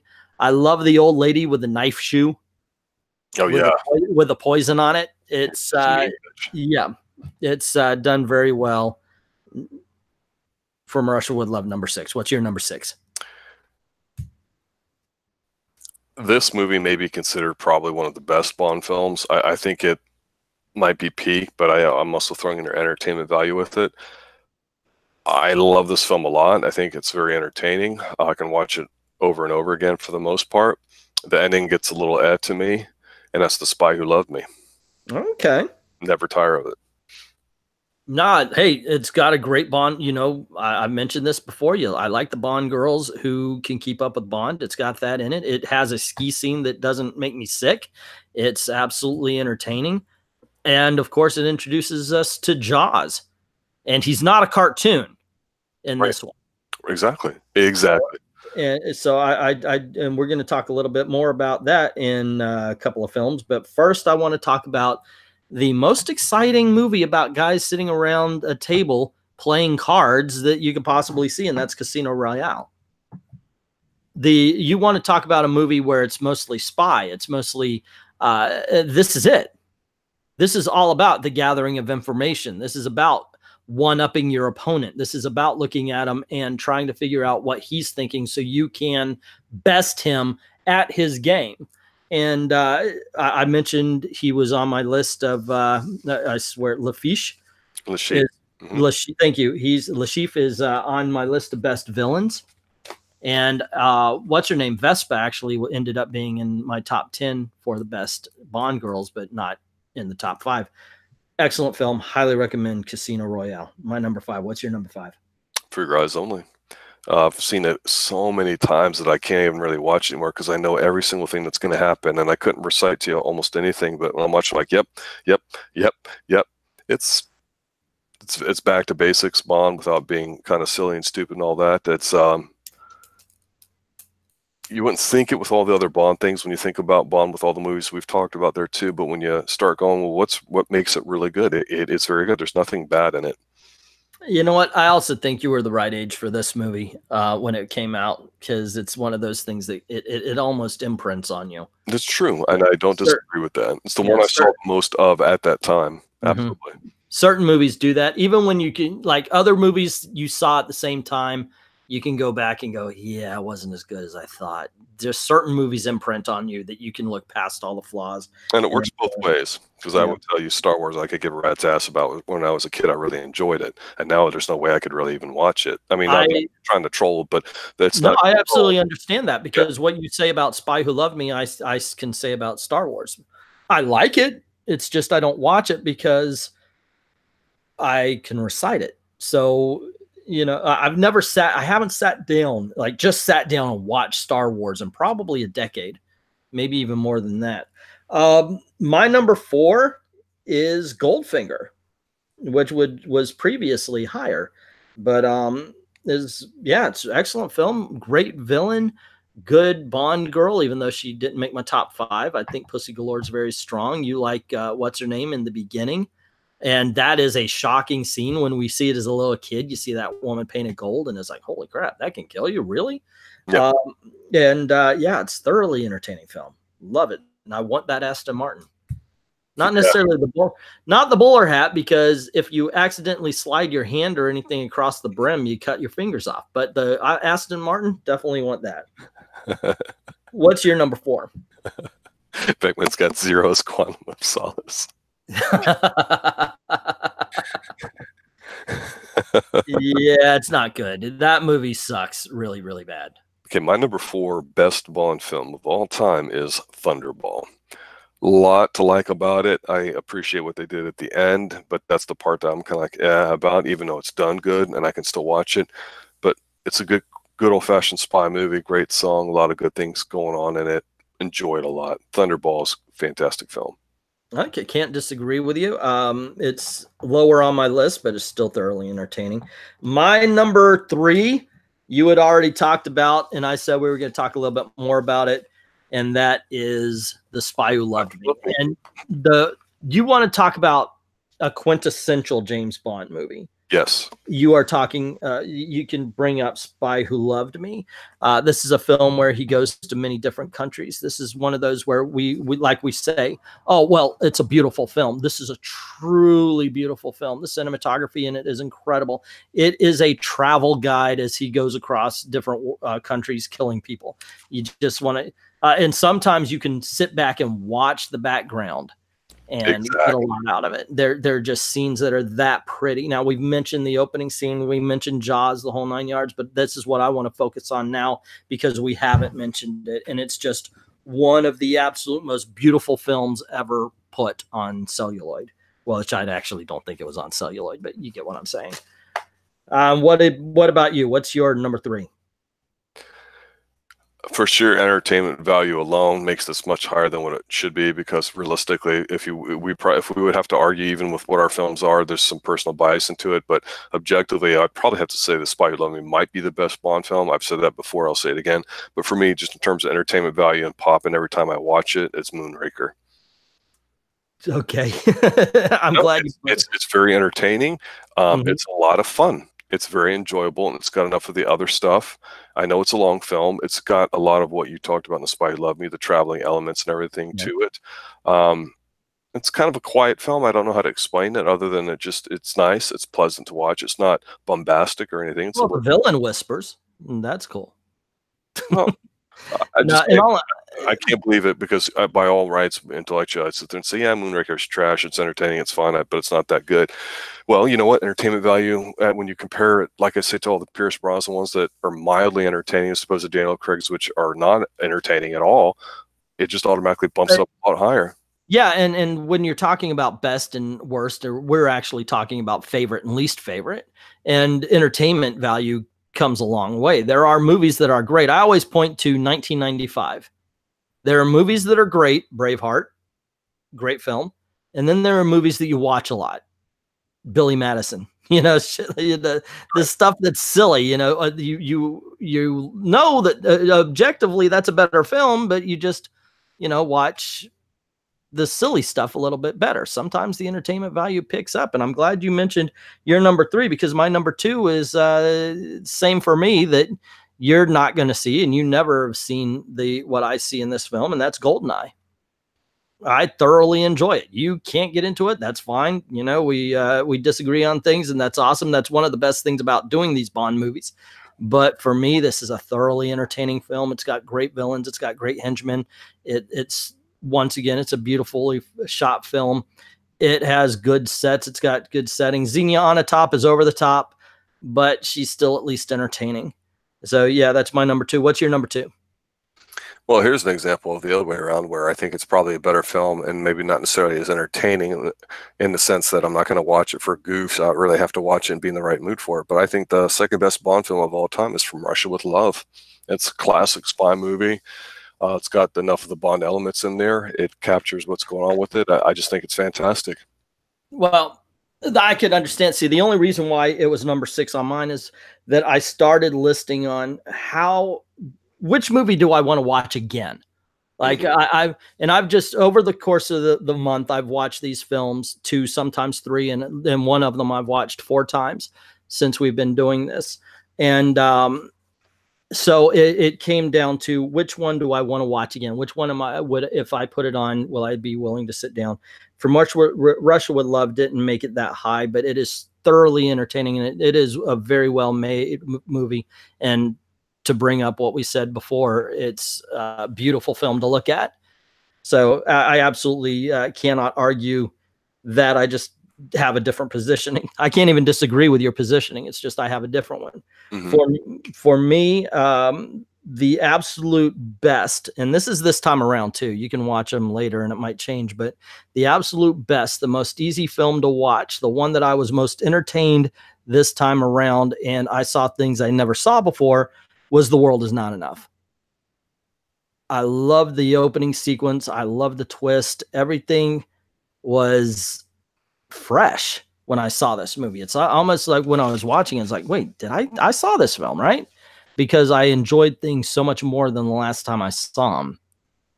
And things that even like Christmas Jones, that people were saying, oh yeah, it's so horrible. I'm like, I'm watching a different movie than you. Then I love the use of practical effects. That, like, even the scene where they cut the caviar factory in half, that was practical. I love that. I'm love, these days in what was it, Spectre, he blows up a building, it's all digital, right? And it's I think this was the very last time we saw something that big done in a James Bond film practically. I might be wrong, but I do believe so. They've certainly gone away from it, and it's one of the reasons why I had that one higher than any of his other films. Or Craig's Casino Royale, I have a few spots higher, but it is entertaining. I do like it. It very much is. Yeah, and plus I like Renard as a character, and yeah, there you go. But yeah, I'm gonna stop filleting it now. So what's your number 1 James Bond film? Wow. Well, here's a movie that I just simply do not watch that much. I don't find it entertaining like I would a Moonraker or License to Kill, or from, and a lot of it depends on your moods. There's some moods where I'm feeling kind of mean and pissy. Well, I'm gonna watch The Man with the Golden Gun. If I'm feeling 80ish, well, there's A View to a Kill. If I'm feeling campy, it might be something else. But for me, I think, even though it's number 1, I think it's the best Bond film of all time. It may not be the one I would watch the most of, but just arguably everything start to finish, music, movie, opening scenes, strength of the story, the strength of the endings, the strength of the action, everything all put together is On Her Majesty's Secret Service. It's the best Bond film. Oh, wow. Completely transcends all that. I mean, honestly, I would want normally whenever I've thought about Bond, that wouldn't even be on my list. It would be just what we've talked about from below. And I think From Russia with Love was always up there, and Thunderball. Moonraker's only gone up higher just because of entertainment value, but For Your Eyes Only, solid, seen it 50 million times, but wow. It's just a great film. Yeah, I got to admit, I've enjoyed watching these over again, and I have found newfound respect for movies like On Her Majesty's Secret Service. I remember it's kind of like I haven't watched these in a decade, sometimes two, and so it's reintroducing myself to these things because I started watching them with an open mind. Okay, you gotta get all the prejudice out, go. And so it was really fresh. And On Her Majesty's Secret Service, I did not like Lazenby. I'm not going to change on that, but the film itself is done very well. When he keeps his mouth closed, he does very well. He's a good action Bond. Yeah. It's the rest of the stuff that he has a problem with. Like I said, that opening sequence, if you want to see something really, I mean, just holy Toledo, when he's hitting or punching at the guy, you see it. That Lazenby is thick. Yes. So he can do damage. So yeah, I absolutely can see this one on this one. Yeah. Good call. Wow, dude, do you realize what we've done this month? An introductory to our channel has been, we not only talked about every James Bond movie, but ranked dang near everything that's important in a James Bond film. Well, I definitely enjoy it. And I appreciate the people that have showed up and the people that have listened, because for me, this is all a brand new experience from posting the videos. I know you know a lot of all this stuff, so we're working on different things, trying to bring some great interactive type content to the channel. So we don't even necessarily have a definitive plan for next week, whether it's Flash Gordon, whether it's this, that, maybe it's just our regular type of news report show. We'll figure that out. But yeah, it's definitely been a lot of fun. And I know that based off the feedback we've gotten from some people, and as the channel continues to grow, we're going to say, well, hey, if people want to talk about this, let's talk about that a little bit. And, we love movies. We love talking about them. There's just so much to do. We always say that the talking is the easy part about it. It's just phenomenal to me that we can just remember so much about some of these movies and have these kind of disagreements, because you're right. I just don't see some of the stuff you see. And I know it's the same for me too, but at least we can talk about it and have a good time and have fun. Yeah. And yeah, you're not a dumbass for liking Moonraker. I'm not an idiot for liking GoldenEye. It's just, that's the way the ball bounces. We can argue why and such like that, but and you and I have at times come to knock down dragouts, but come on, it's a lot of fun to do it. It's a lot of fun to talk about these things. I would like, I mentioned to you an idea of doing the Really That Good, where we go through franchises and we kind of rank them, but we do it it's to do it a little bit more mathematically, but it's also to, that where we could say, like, I could take these and do it mathematically to find out what our definitive list is when we put them all together. But things like Star Wars these days have pissed people off so much that they don't like the new movies. And it would be very interesting to go through them and talk about them and feel, is Star Wars really a good franchise anymore? How many good movies does it have? How many bad movies does it have? You could do the same thing with Alien. You can do basically anything. All these classic franchises. Back to the Future. Is that an actual? If we actually go through these movies objectively, is that a good franchise, or is it just one good movie with two hanger-ons? And I would like to do that kind of thing with different franchises and stuff like that. I think it would be very interesting. Well, I definitely will be posting up to on Twitter what's going on with that, and I know you are as well. So obviously, when we appreciate the feedback that we've gotten from everybody about it too. I see we picked up another subscriber, although I don't know who that is, so I can't give him a shout out.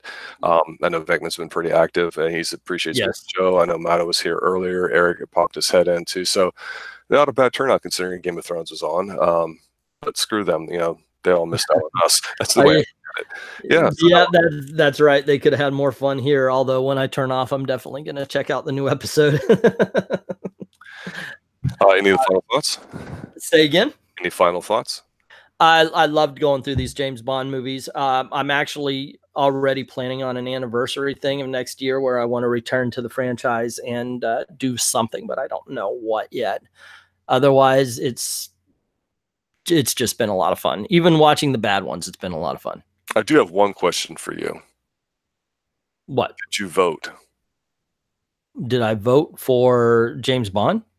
No, for the Chin of the Week. For the Chin of the Week. I will, sir. Oh, yes, actually I did. Yeah.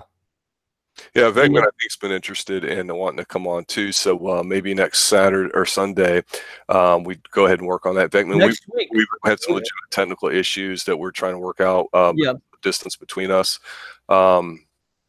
So let's tentatively see about trying to get you on maybe next Sunday when we go to do this. Maybe a little bit like I usually 7:30ish or so on Sundays. How does that work for you? Or is it Easter at Sunday? I am. Next week is fine. I don't have any plans as of now anyway, and I think next week would work well as a palate cleanser. Before we get into anything deep, you know, let's just talk about different movies, what we've seen, maybe something you saw on Netflix or at the theater or whatever. We'll just keep it light. We'll keep it fluffy. It's going to be, like I said, it's going to be a palate cleanser next week. Something just kick back, relax, enjoy. And maybe Nerdette can join. Oh yeah, yeah, we'll invite her here too. We'll just try to schedule that for another time. Yeah, like I say, we're ironing out some of the technical snafus here, there too. So we're functional now, but you know, trying to get up and run's good. But that's great. That's fine. Yeah, let us know. You know how to contact us down below. Appreciate everybody retweeting, sending stuff out there too as we're trying to grow. By all means, do that. Share, share, share. Get it out. We want people to come on and let us know what movies they want us to cover, because that's really the fun of it, is covering them in here, what other people have to say and some of the perspectives they have to offer to it. So without further ado, let me be the second and the last to sit there and say have a good night, and as always, stay extreme. Have a good night.